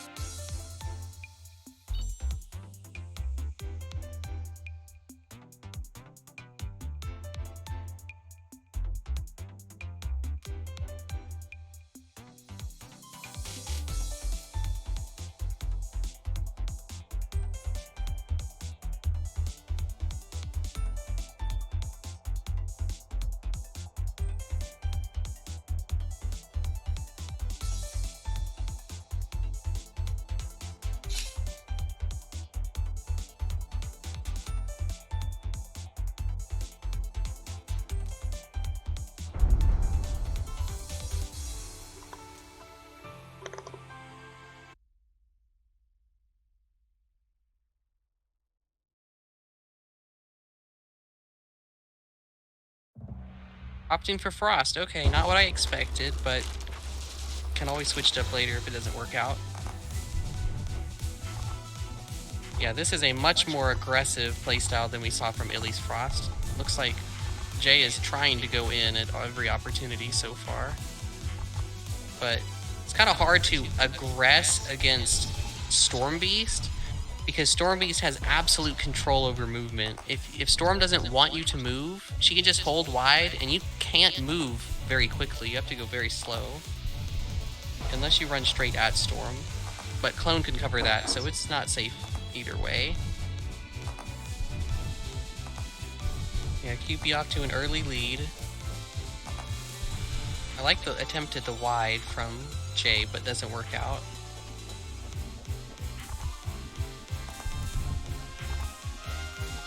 Yeah, QP just opting for the never be in focus basic playstyle.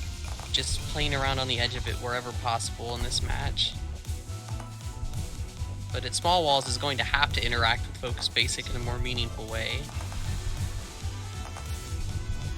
Oh no, I actually forgot. I think Jfeather does like this matchup to some extent because of the whole BPM thing. Plays certain sorts of music in this matchup and never gets hit by wide, supposedly, because if you move to a certain BPM, you can always avoid it. Very funny stuff.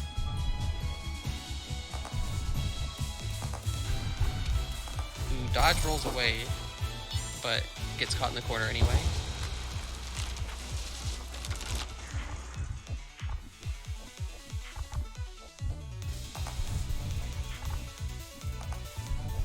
Alright, going in, but QP just comfortable dodging. Oh no, gets hit by wide. The music method has failed. We're not seeing very much unfocused. That's something I've noticed from all the Frost we've seen today. They don't seem to really go for the unfocused all that much, even though I think we may have seen a bit of it there, but it seems quite strong to make the pattern less consistent to dodge.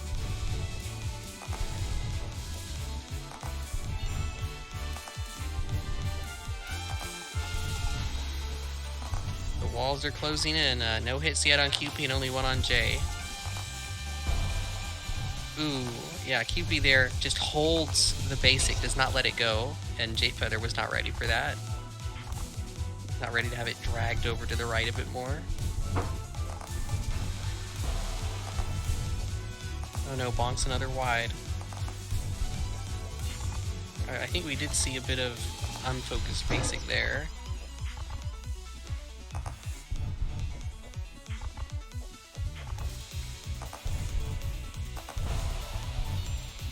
Alright, QP finally getting hit there. Apparently took another hit, I didn't see that one, but takes the first game. perhaps we'll see a character switch from Jay.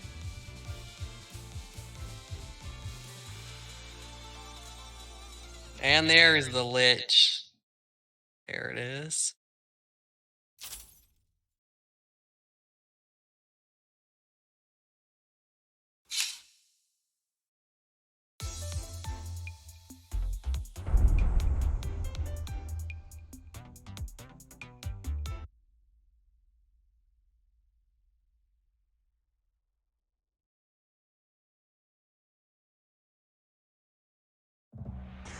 When QP is swapped to the other color of Storm, interesting. Not sure why that would be the case, but I'm sure there's some reason for it. Although it seems to me like Yellow Storm would contrast the colors better against both of Lich's colors of pink and blue. So it probably wasn't for that sort of reason. I'm not really sure. Yep, QP holds the basic so it won't get deleted. Unfortunately, bonks and gets a nice quick melee with the invincibility.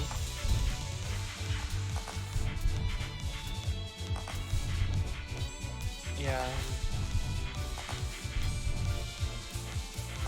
These butterflies are, I think, not quite as good as what we saw from Game Freak before, but they are somewhat desynced, so still should be effective.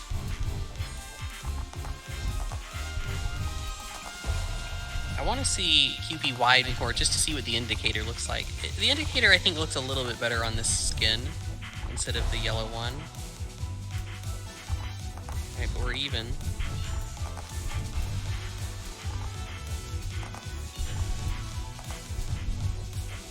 Oh, Jayfeather greeted there, had flower, I believe, but did not use it to escape. Now on last heart, forced a flower there, but the wall was just so thick from QP, it didn't even matter. QP opting to go in before placing a clone, and yep, the melee attack gets it done. Almost gets another one, but he bonks a butterfly. Alright, QP is now cooling it a bit with the aggression. But the bonk allows for a decently sized flower from Jayfeather. But with two flowers this big, there's going to be some amount of time with only one flower on screen. Yep, but unfortunately, rather than crossing over, just bonks in that time, so isn't really able to punish it.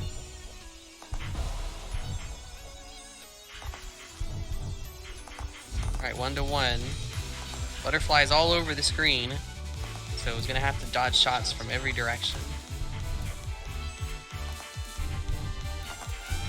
Those two in the back are quite close to each other. Definitely not a fan of these butterfly positions. It's just two clumps of two.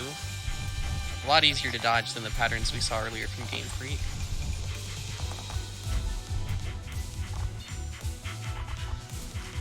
But the walls are closing in. And from what we've seen, that appears to be good for Lich. Yeah, Jayfeather takes that card.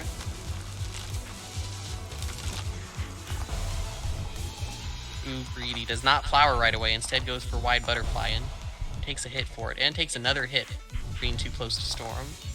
You gotta respect Storms close up, because those basics really will get you. Oh, too much greed on the melee from QP, and doesn't have enough invincibility to make that one happen. Another unfortunate bonk, and Jayfeather one heart away from evening up the set.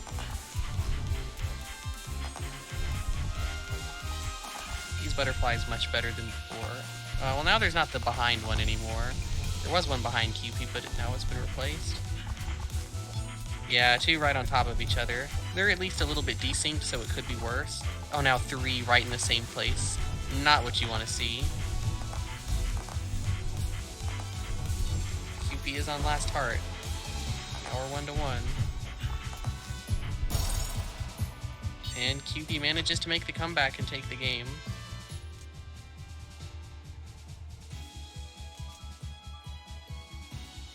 So the preemptive oh wait from QP, not remembering it's best of 5. And we will see the full suite of Jayfeather's characters, now trying depth. Although Lich was pretty close, I think if I were Jay, I probably would have gone another game with Lich. But Trying out depth. Although it looks like Jay is planning in the future to maybe do the mirror, although that could just mean learn the storm matchup.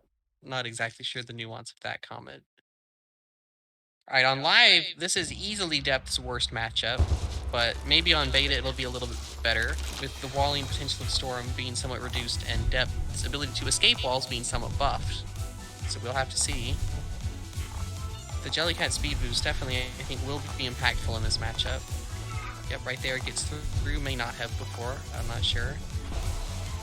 Oh, yep, if any character can contest Storm at close range, it's Depth, the ultimate close range character. Every move Depth has is good at close range. And who needs a defensive special when you can just get hit and vuln to escape a checkmate? That was a humongous basic. Alright, but Jay gonna be trapped here. Has a lead right now though, but just needs to reestablish screen control if possible. That big basic is gonna present some problems. Oh, but pops it somewhat preemptively. It's not even force flash step. Yeah, that definitely felt like cat speed boost was relevant. Oh no, but just get sniped by wide. QP juking out of the way of the shotgun. Going for a big cat. Unfortunately, gets hit by the uncharged basic before can pop the bubble, so that card goes to QP and just needs one more to advance on to Grand Finals winner's side.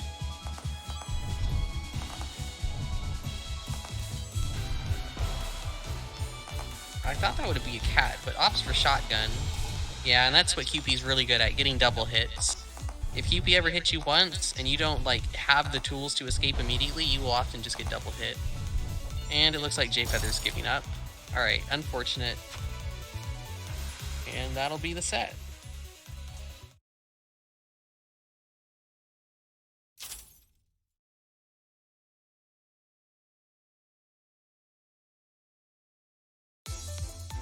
That's it.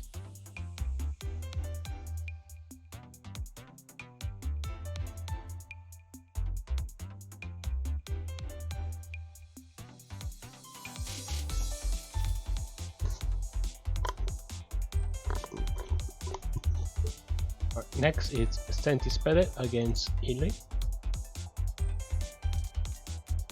Let's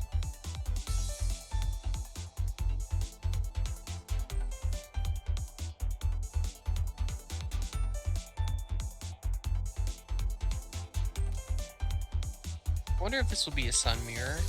I could never imagine trying to play a Sun Mirror on a trackpad. So if I were Illy, I would be picking Hood here, or maybe we saw Frost earlier, maybe that too. But definitely, I would not want a Sun Mirror. It's a matchup that requires a lot of precise positioning and exact movement to just barely dodge stuff, so definitely wouldn't want to do it with compromised controls. We'll see if Illy agrees.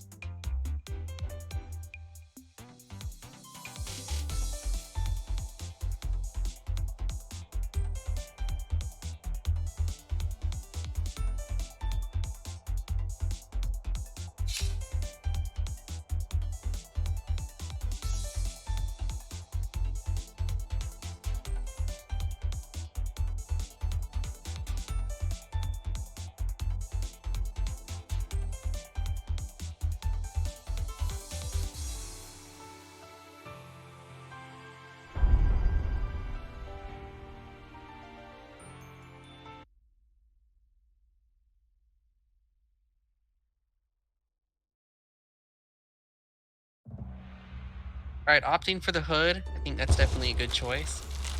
This matchup doesn't require nearly as much exact movement. Still will need some, but not as much as the Mirror. Especially if the Mirror goes into melee versus melee. Alright, and speed.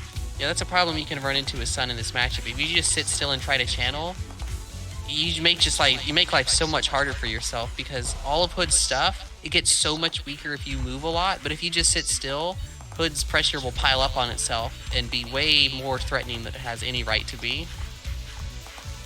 So you do have to be careful if you decide to go for the long channels that you're actually going to be rewarded for it and not just die.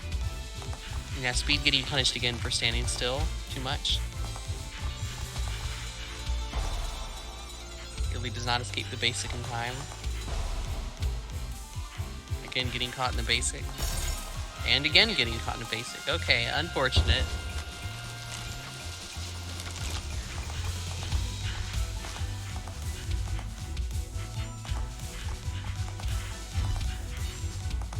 Right, that is a pretty good waffle wall from Speed, but needs to cover it with some diamonds at some point. There's the diamonds, forces the defensive special. Because if you do too many waffles in a row and your opponent recognizes what you're doing, they can often just sit there and wait for a hole to show up.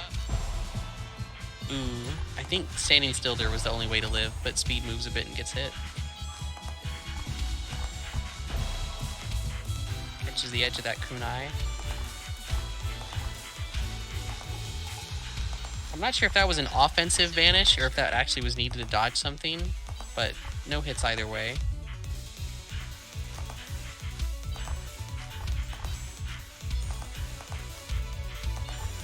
Yep, Speed trying to set up another wall here. Weathering the hood pressure. Illy forced to vanish out. Now's the chance for another wall. Yep, and when you're in Dispel, you can just set up freely. Quickly transitions to melee though. Yeah, mode transitioning between wall building and going in for melee. If you can do it at like unpredictable times, it can be pretty rough for Hood to deal with, not knowing what sort of game plan you're going for. Another vanish forced, and vanishes right into a waffle, and Speed takes the first game.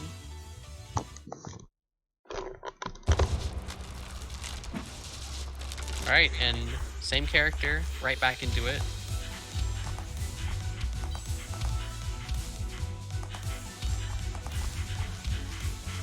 Illy playing very aggressively at the moment, which is weird. Normally you don't see Hood players playing aggressively, but not punished for it anyway. Unfortunate mismovement there, just bonks the waffle. And continuing to play aggressively, but another bonk.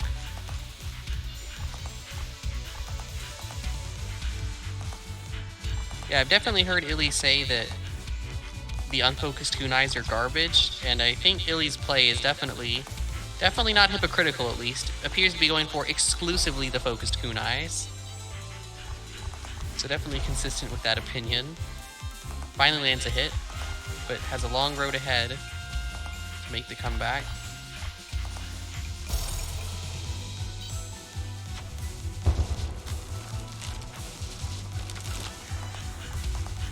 Alright, last card for Illy.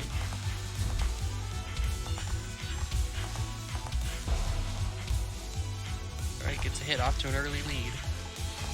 But Speed setting up. Illy finds the hole and gets out. You can force Hood into the corner and just like summon things in her face.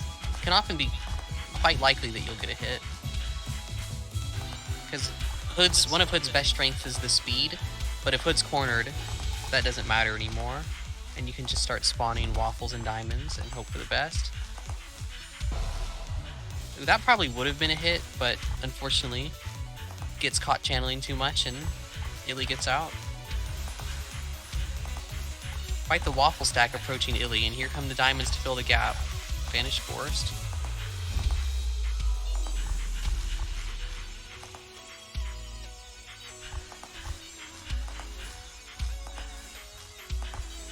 Another giant waffle stack. This time gets the hit. Vanish was not online.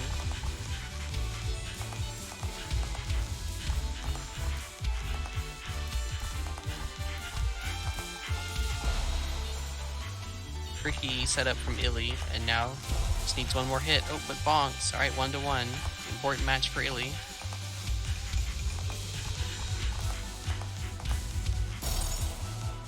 And Speed gets hit, and now Illy's evened it up one card to one.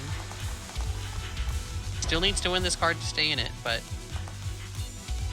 is on the right track. And here comes a wall from Speed. Needs to not get hit. Alright, forces the vanish. That's step one. Has to dispel.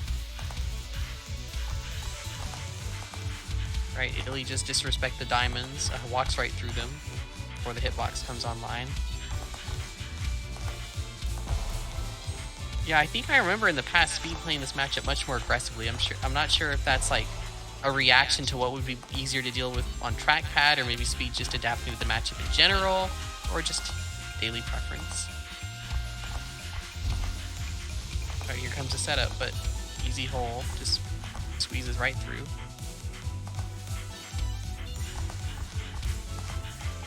Yeah, Speed seems to be very good at setting up these threatening waffle walls very quickly. Right, can Illy dodge the diamonds? Doesn't believe. Vanishes out. But gets a hit while doing so. And evens up the set.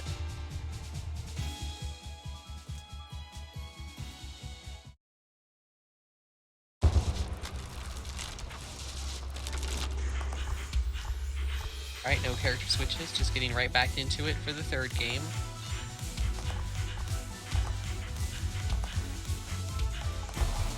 Good angling from Illy on this projectiles. They were not quite the same, but gets hit and Speed manages to dodge out of it anyway. Oh, backs up into something. Yeah, that's the Sun Classic. Most characters, unless you're playing Storm or someone really fast, you don't usually get hit for walking backwards, but Sun's projectiles are slow enough that you can get hit for walking backwards. Alright, good setup. Focuses the forces vanish. It definitely keeps you honest. You have to be careful every direction when you move if you're playing against Sun. Alright, does not escape the melee range setup fast enough, and Speed has a commanding lead.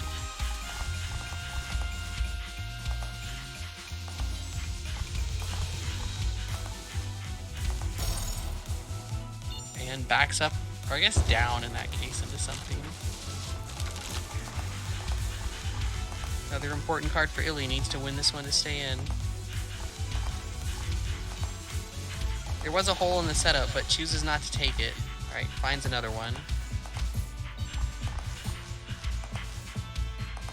Yeah, I think part of what Speed's doing for these walls is moving up and down while building them. That definitely helps make the holes not last as long and be harder to find. If you just sit in place, it's just super easy to get out. Alright, really bonks, and immediately gets a hit though, so the walls aren't going to close in too much. Endgame of this matchup, I think, tends to favor Sun a bit because of how much of the screen base it covers, and you can melee mix a bunch, but Hood definitely has game. It's not over if it reaches end walls like some Lich matchups are.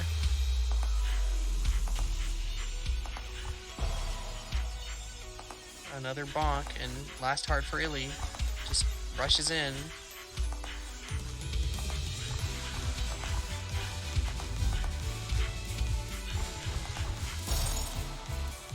Ooh, can't quite get through quick enough, and Speed will take this set.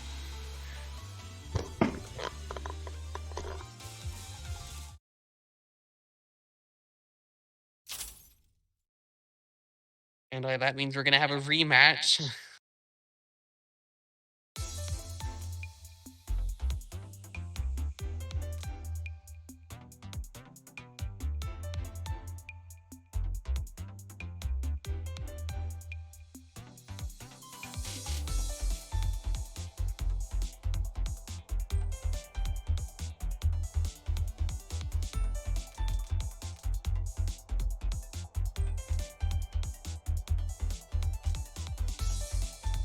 Speed, for some reason, giving knowledge before the set of what the character choice is gonna be.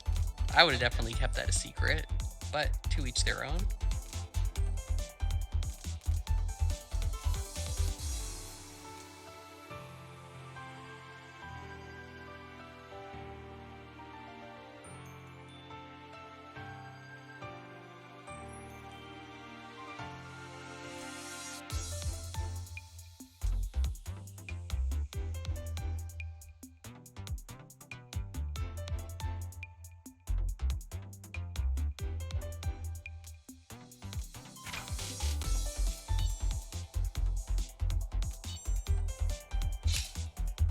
Alright, I expect Sun from Speed if it's not going to be Depth. And then I think Jay probably would have picked Depth if Speed didn't say anything. But now that Speed has said no Depth Mirror, we might see Frost instead. We'll see. Because I think Jay is probably up quite a bit lifetime in the Frost Sun matchup versus Speed. Yep, and here we go. We'll see if Speed can take this, or if the streak I believe Jay Feather has will continue. I'm sorry if I'm wrong about this, but it's what I remember. Yeah, this is definitely a matchup that is a bit contentious. Some people think Frost wins by a lot. Some people think it's, like me, think it's even, but I think the general consensus among the community is that Frost wins this by at least a little bit. Part of that is just because dodge roll goes right through everything that Sun has, all the setups. The dodge roll was nerfed slightly in this patch, so that might not be as relevant, but it was nerfed by barely anything, so I doubt it will matter. Alright, gets the snipe with the wide. A nice thing about Sun is Diamond Dash, if you are parallel with Frost at the wall and just dash away, you will, I believe, always live if you Diamond Dash. You'll never get wide sniped, or at least I can't recall it ever having happened to me. So it at least seems quite unlikely that you will get wide sniped if you do that. But Frost does just get center control pretty much for free, and you just have to live. I think Sun does win endgame slightly, so if you can make it that far, you're probably favored somewhat, but living that long against the Frost aggression can sometimes be difficult. And but I do think Frost has no right to hit you in the early game either. But yeah, given all the defensive capabilities, Frost should, given ideal play, never be hit until very late game, I think. But you know, not everyone plays perfect, so you will see some hits.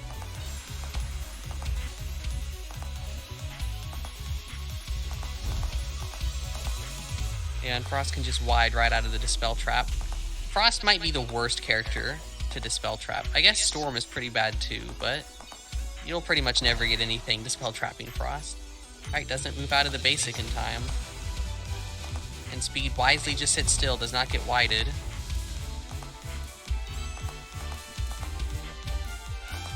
Ooh, that was some risky movement.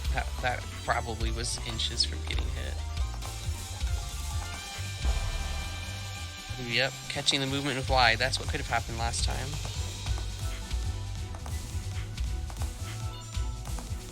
Yeah, building waffle walls is like, I think, Speed's specialty as a Sun player. It's really hard to do that effectively in this matchup, because as you see, Frost just rolls right over everything. Ooh, but Jay, not respecting the basics, just gets hit, and we're 1-1. Goodwin gets the mix-up and takes the game.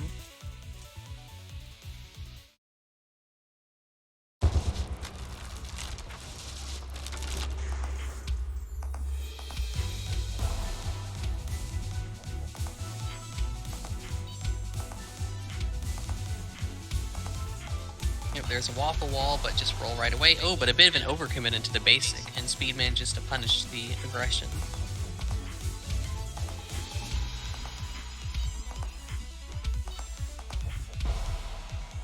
Who backs up into the wide. That's always awkward. You're running away and just back into something. Like that random wide move, because it does kind of linger a bit. Alright, forces the Dispel with the stun wave, but gets hit by diamonds on the way out. Yeah, Speed attempts to channel stuff and just gets obliterated by Frost stuff and roll. Yeah, I'm not sure if Speed is trying to live to endgame or is like playing for hits, but it looks like Jay Feather is definitely going in a lot.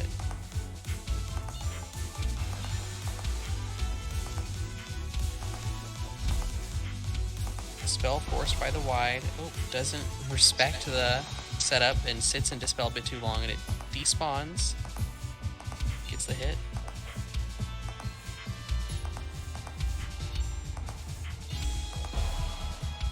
Yet more aggressive rolling pays off for Jay. Ooh, yeah, good. Speed gets out of there before the stun wave. If you play aggressively in Frost's melee range, you always have to be ready to just get stunned, so you need to get out of there quickly if you choose to take that sort of playstyle. And Jay now in the lead.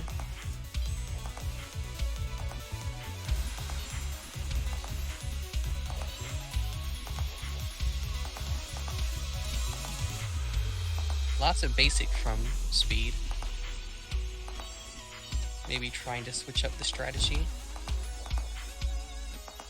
Ooh, gets the rare more than 3 basics, because if you dispel, it does reset your count, so you can shoot up to 6. Really, I only find that to be useful in extremely niche situations against Lich, but it is a thing you can do. And now we're evened up again. Forces the dispel with stun. Ooh, and just barely can't roll past the basic. Walks into the lingering wide yet again. Oh, but sits in basic, and Speed takes the card. Very chaotic at the end there.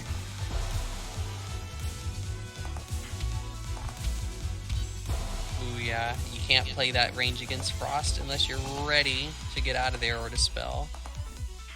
Sometimes against lesser Frost players, you can just like do basic diamond or basic waffle. Well, actually basic waffle doesn't work, but basic diamond, and they'll just get hit after stunning you. But good Frost players, most of the time that will not work and you will just die. So always be careful if your opponent displays they're good enough to not be hit by that.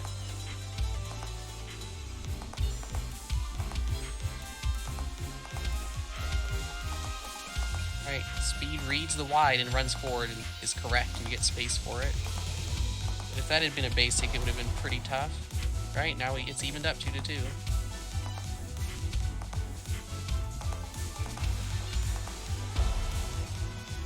Or just running in and widing. Alright, but the tap diamond snipe right back. Yeah, I'm sensing some wides here, but Speed manages to get out. Ooh, attempted layering, but a bit too much self-slow from Jay, and Speed takes the game.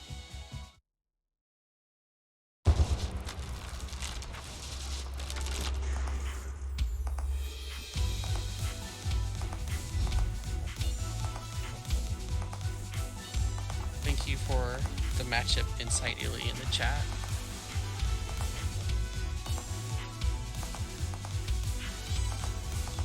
Alright, yeah, the usual diamond stuff doesn't usually work against Frost because of dodge roll. Usually in other matchups, if you're feeling the heat, you can just spam diamonds and hope for the best. Because if your opponent's also stressed out or feeling tourney nerves, they might just mess up and get hit. But usually that doesn't work against Frost players. They'll just roll right through. So your panic option, maybe that's good training wheels, because it's not a good thing to do, it's just a panic option. Alright, lots of basic keeps Jay Feather out of melee range. Looks like Speed was hoping Jay would back up into something, but that doesn't happen. Alright, quickly evens it back up.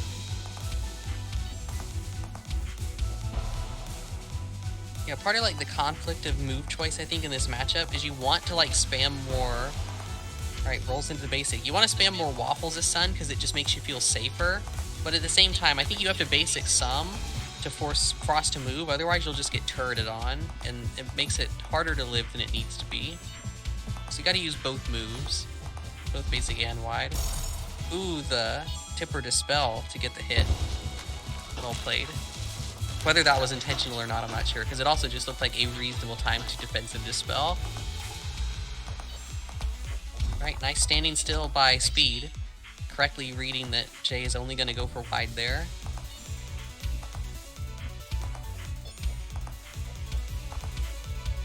Very close calls there with the wides, but manages to get out.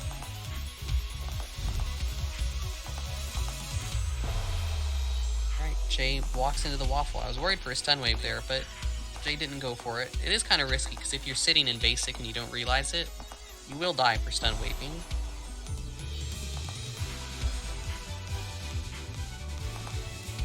Ooh, that was a tough pattern. The roll made them overlap really awkwardly, but he manages to dodge and takes the lead. Yeah, that was a good dispel. Probably was going to get hit there.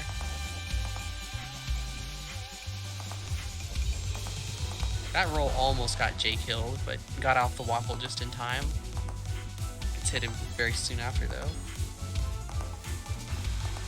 There's the wall, but again, just roll right over. No big deal.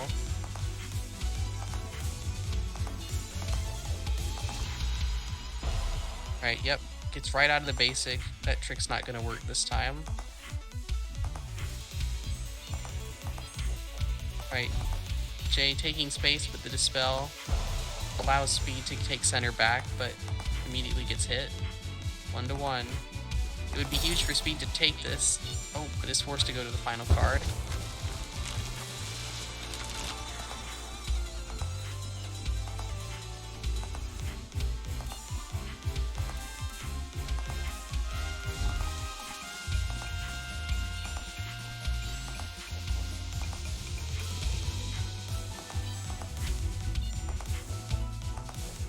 Jay Feather continuing to go in. I think had an opportunity to maybe stun there, but didn't take it.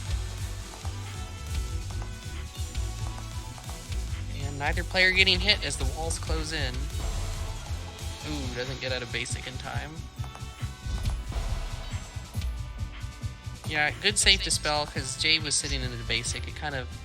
Because if you get hit as stun there and you miss your opportunity, it feels bad. Alright, but rolls into a waffle, and now we're 4-1.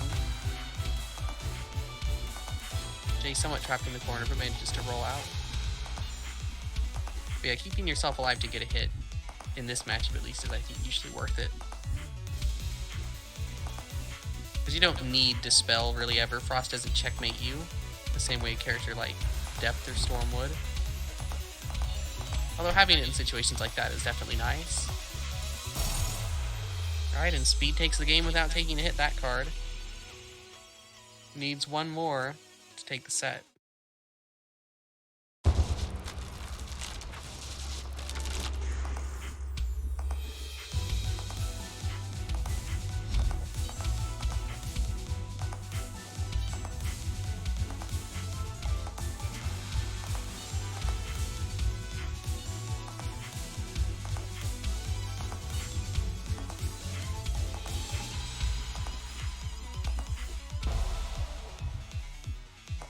Speed gets caught up in the setup there, and Jay takes the lead.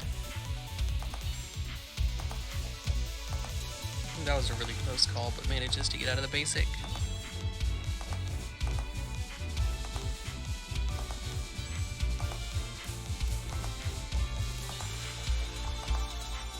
I think Speed, I don't know if that was minimum diamond charge, but it looked like had the diamond spawned a little closer, that would have been a pretty guaranteed hit.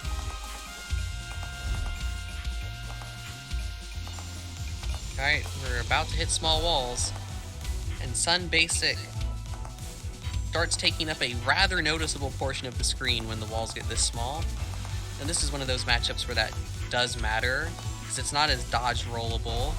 I mean, it still is, but not as much as Sun's other stuff.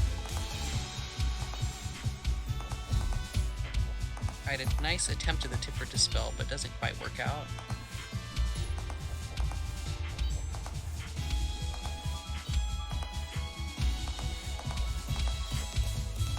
We see the new triple basic buff coming into play. Didn't really do anything, but at least Speed had the option to do that, didn't get slowed down. But yeah, now the basics are going to start really taking up large amounts of the screen. We are at min walls. Yep, Jay ran out of places to go there. Maybe could have gone a bit faster up, but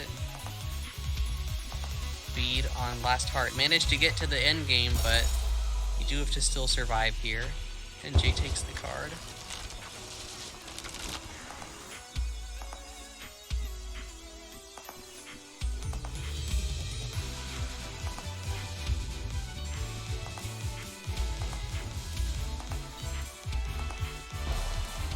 Oh, nice diamond snipe. That's a good way to catch roll. If you know Frost will roll, you can summon diamonds right in front of where the roll you think will end, and it can often result in a hit. It's a good way to flip the script on what Frost is expecting. Oh, but gets wided. Jay's opting for a lot of wide this set, but gets caught going for it there. Yeah, Jay's doing much more of the layering now of basic with unfocus and roll.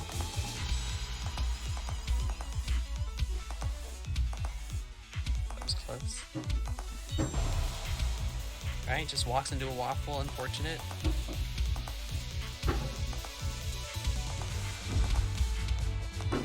Alright, Speed preempts the preempts the stun with the Dispel.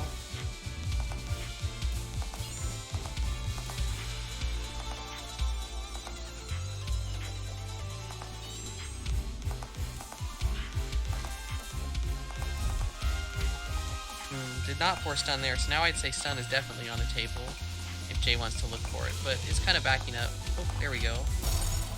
Oh, but the basic is just in time, does not roll out. Maybe didn't have it, I'm not sure. But either way, Speed takes the card. And I believe if Speed takes this one, he wins. I forgot the set count, it's been so long. Do you remember?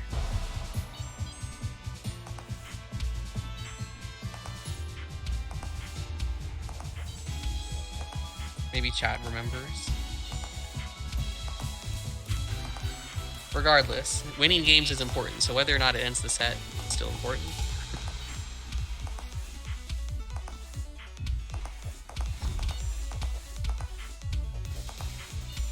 Alright, we saw more of the secret tech where you get more than 3 basics.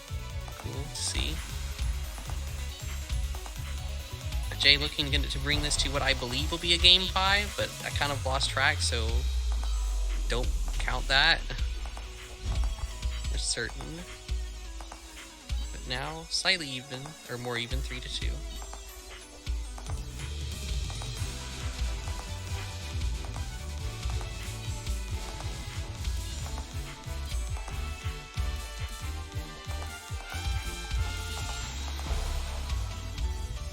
Alright, Speed on last heart of this game needs to make the comeback. Alright, that's how it starts. It's quite the formidable wall, but it's not really useful against Frost. Dodge roll just gets right through. Ooh, that was quite a close stun. Managed to get out, but too much movement and wide will take that game. I think that takes us to game 5.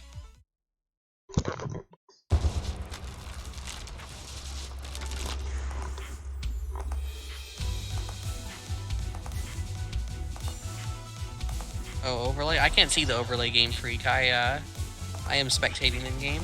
It's 2-2. 2-2? Okay, yeah, I thought so. Wasn't sure though.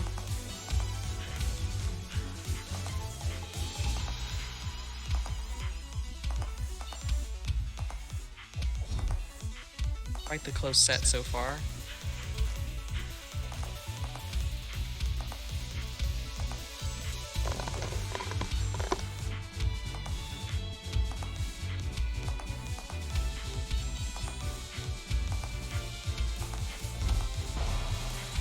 Alright, the Tipper Dispel manages to get a hit there.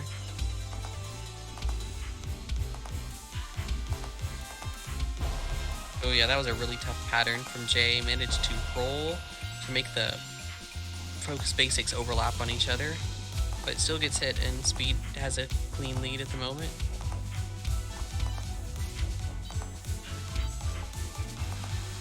Tries to catch the roll, I think, with the diamonds, but Jay doesn't bite. No roll. Another Dispel trap attempt, or maybe that was just defensive. Either way, nothing happens. Alright, and the walls are closing in. This should be good for Speed, but it is rather taxing to dodge Frost Focus Basic for so long at close range. And yep, Jay quickly evens it up. Now it's 1-1. Alright, there's the Dispel. Oh, but isn't ready for it to end. And Speed 1 card away from winning. Jay needs to win this one to stay in it. That looks like a hit. That was weird. Oh, walks right into the waffles as they spawn. That looked like a ping moment to me. They do a rather high ping, so pretty likely. Almost rolls into a waffle, but pulls back at the last second.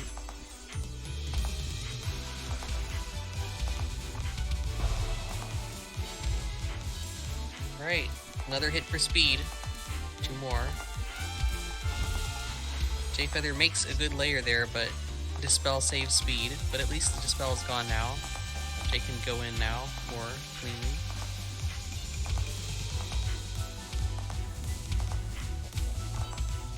Alright, Speed manages to find that one spot in the corner that does not get stun waved, and manages to survive that situation. Always tough from those like Novi Fire or stun waves when your opponent just barely finds the corner and lives. Alright, and the walls are closing in. Oh, but actually this set, close walls seem to have favored Jay, so maybe this isn't good for Speed.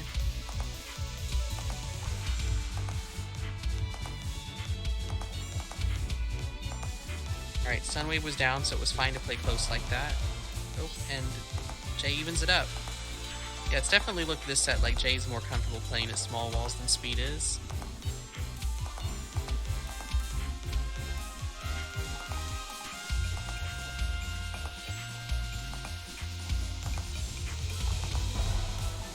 Oh, the stun wave resulting in a hit there, I think. Couldn't get out of basic fast enough. No spell trap there, it just wides out. One more hit for Jay, or for Speed to win the set. Jay needs 2 hits to stay in and force the final card. Oh, and that's it. Speed takes it.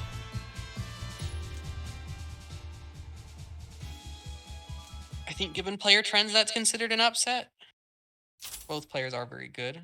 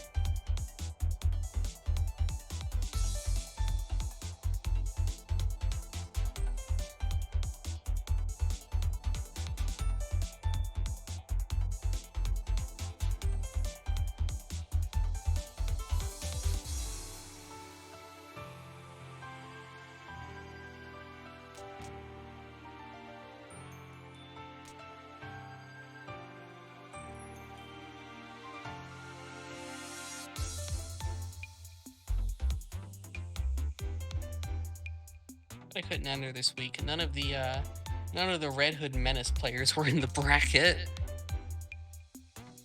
No Hobo, no Sonya, no Ox. I'm sure there's other Red Hood players that I've lost to. Oh yeah, Ray.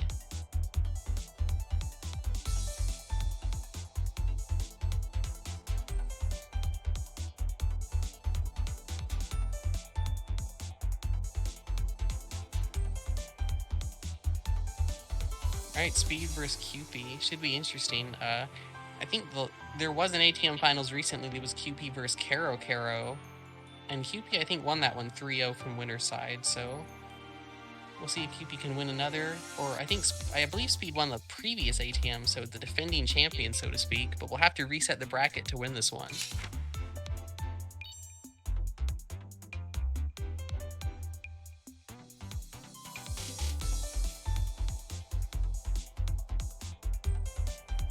A bowling game, that game. Oh, I was listing off what players I guess I didn't lose to Hobo, but I was trying to list out players I'd lost to Game Freak. I've never played Neko in bracket before. I don't think I've ever beat anyone except Shadow Fox and one more person, Riley or something like that. Rifle? Rifle, yes.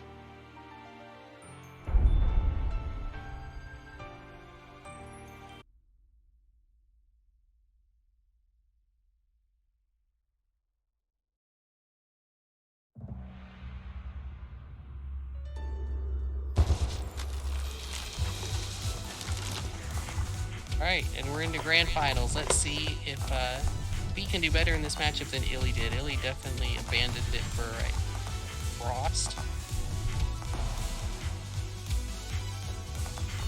The last time I can remember these two playing is at the OJJ qualifier, where QP won. I don't know if they've played since then.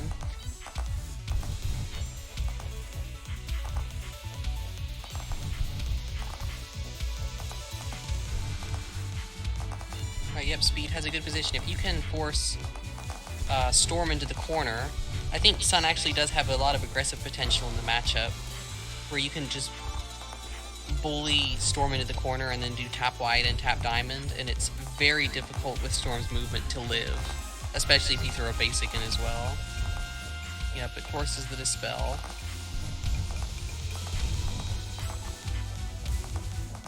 Finds the hole. Yeah, it chooses the wrong direction to run after sitting on Clone, because if you sit on Clone, Storm will just try to charge basic a lot of the time to beat it out.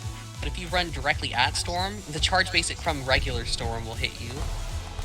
Oh, it gets wide sniped. Still in the lead though.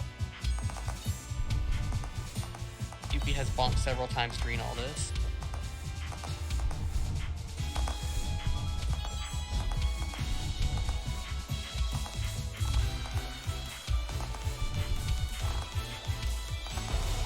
Oh, gets meleeed.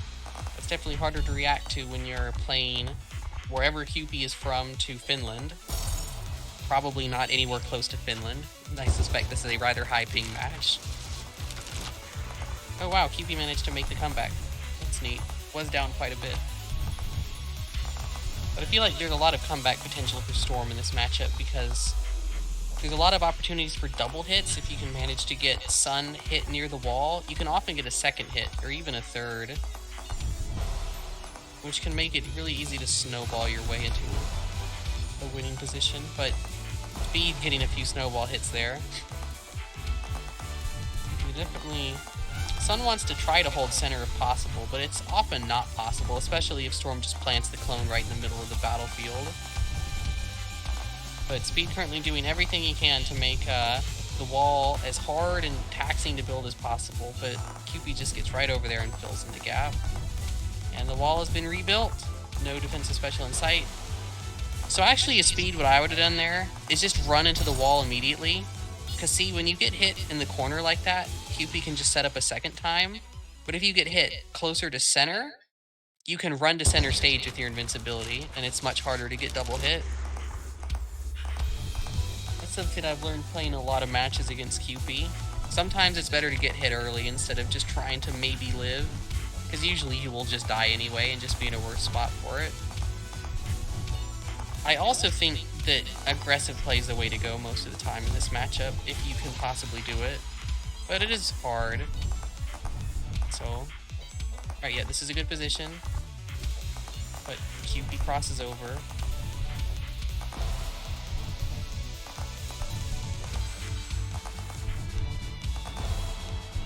Gets caught by the melee from the clone. And again, Yuppie off to a strong lead.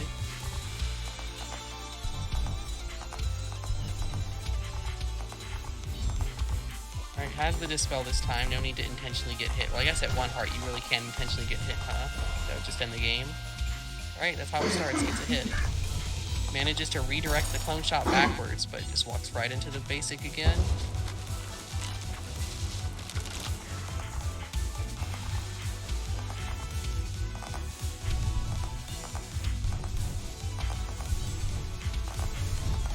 Yeah, that's a rough position, but manages to Dispel out. Yeah, but Yuppie's really good at knowing when you're going to try to run through the setup with any sort of invuln. It will just run right up to you in melee. Very, very good at that. Gets a hit there. So that must mean Yuppie to some extent does look at the other player as well. I've definitely heard some amount of debate as to how much you should look at your opponent when playing this game. But Yuppie's playstyle leads me to believe that there is some looking at the opponent going on. Just runs right in melees, but luckily the defensive special is up for Speed to live there. Alright, manages to apply enough pressure to Yuppie to prevent the checkmate. If Yuppie was able to attack with impunity, that would have been a checkmate. Almost certainly. Unfortunately, walks right up into the basic. Dispelling in this matchup feels so bad. I'd say this is probably the matchup where Dispel is the most important. Except maybe Worm, it's very important in that one too. But just being able to get out of the checkmate's oh so critical. We'll need it here. Just gets it in time. But it's gonna just get checkmated again. I think he takes game 2.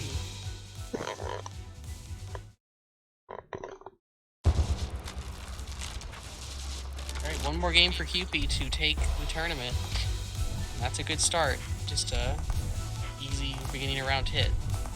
Speed may be expecting a clone to be summoned and to be free of bullets, but just gets hit. Alright, forcing QP into the corner. This is a position you want as Speed, but doesn't go for any diamonds to prevent QP from just running out. And QP gets away for free.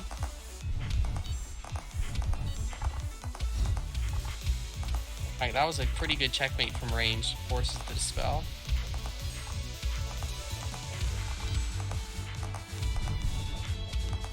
Yeah, something I've also noticed is if you channel too much in this matchup as Sun, wow, that was a really good escape.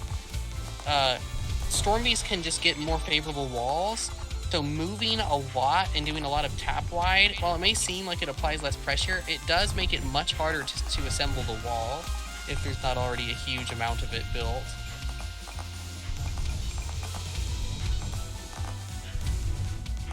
Yeah, oh, alright. Wins that one. Was about to get checkmated, but QP gets hit. It's not gonna get hit by that trick twice. Dispels out.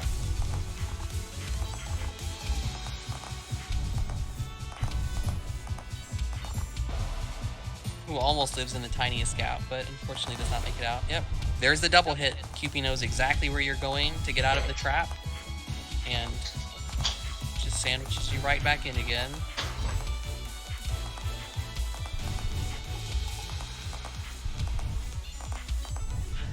QP also very good at getting exactly where they need to be. Not worried about the projectiles on screen, just gets in exactly the right spot to fill the gap. That's what makes Storm so hard. You can't just spam stuff, you have to be in the right place, which really taxes the dodging skill.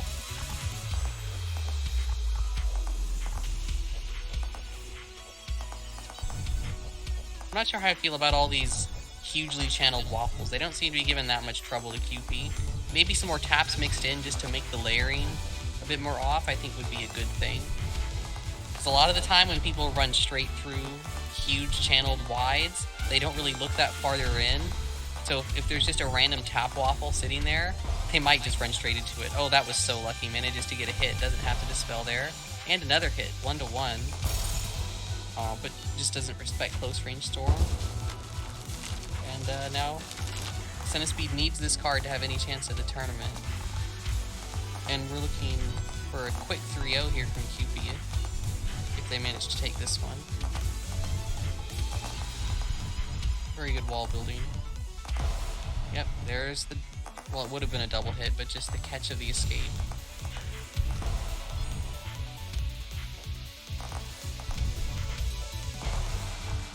Oh, backs up into wide, unfortunate. Just 2 more hits needed for QP to end the tournament. Yep, nice trap there by Speed. Manages to catch the escape route from basic with the wides. And then there's a bonk, exactly what Speed needs. Just 1 more hit to take the game. But that's a good setup from QP. I think Speed might be a little bit too focused on trying to get hits and not focused enough on taking correct screen position. So I think this is the matchup where getting the correct screen position, it matters probably more than any other matchup. It's so important to be standing in the right place because you can make Storm's life so much harder. All right, but there it is. QP takes it.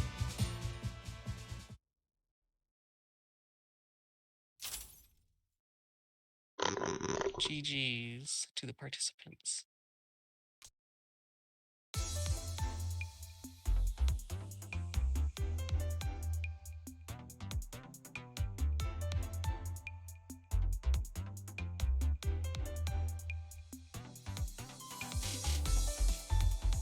Yeah, I don't believe QP...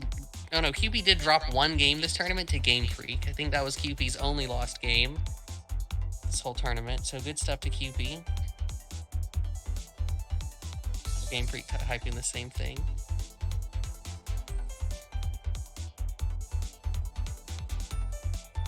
Thanks to Neko for having me on.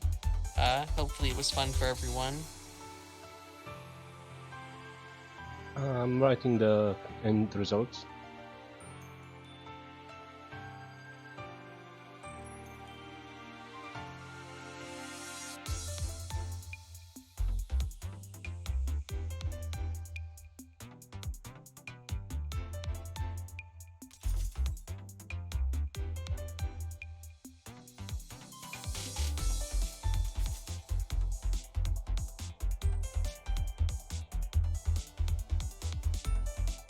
Alright, here are the results.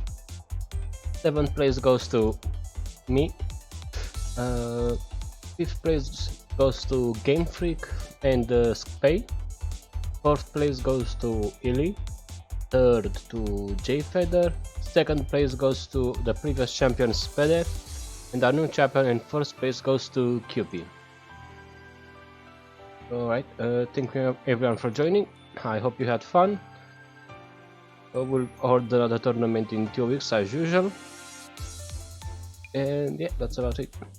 Thanks for having me on. Yep, of course. Thanks. No, thank you for coming. Holy shit! Like, you can actually commentate in this game. Also, I don't know what to say. Yeah, there aren't very many M&S commentators. Yeah. Like the only one I know of is you and Saya. That's about it. I had Saya like once for the Christmas tournament where there was a money prize, but that's about it. I never had anyone else. You're the second. Okay, cool. Yeah, normally I would enter, but my internet sucks right now, so I can't enter. So I thought I would hop on commentary instead. Understandable. Alright, well, I'll see you later then. Bye. Yes, yeah. Cheers.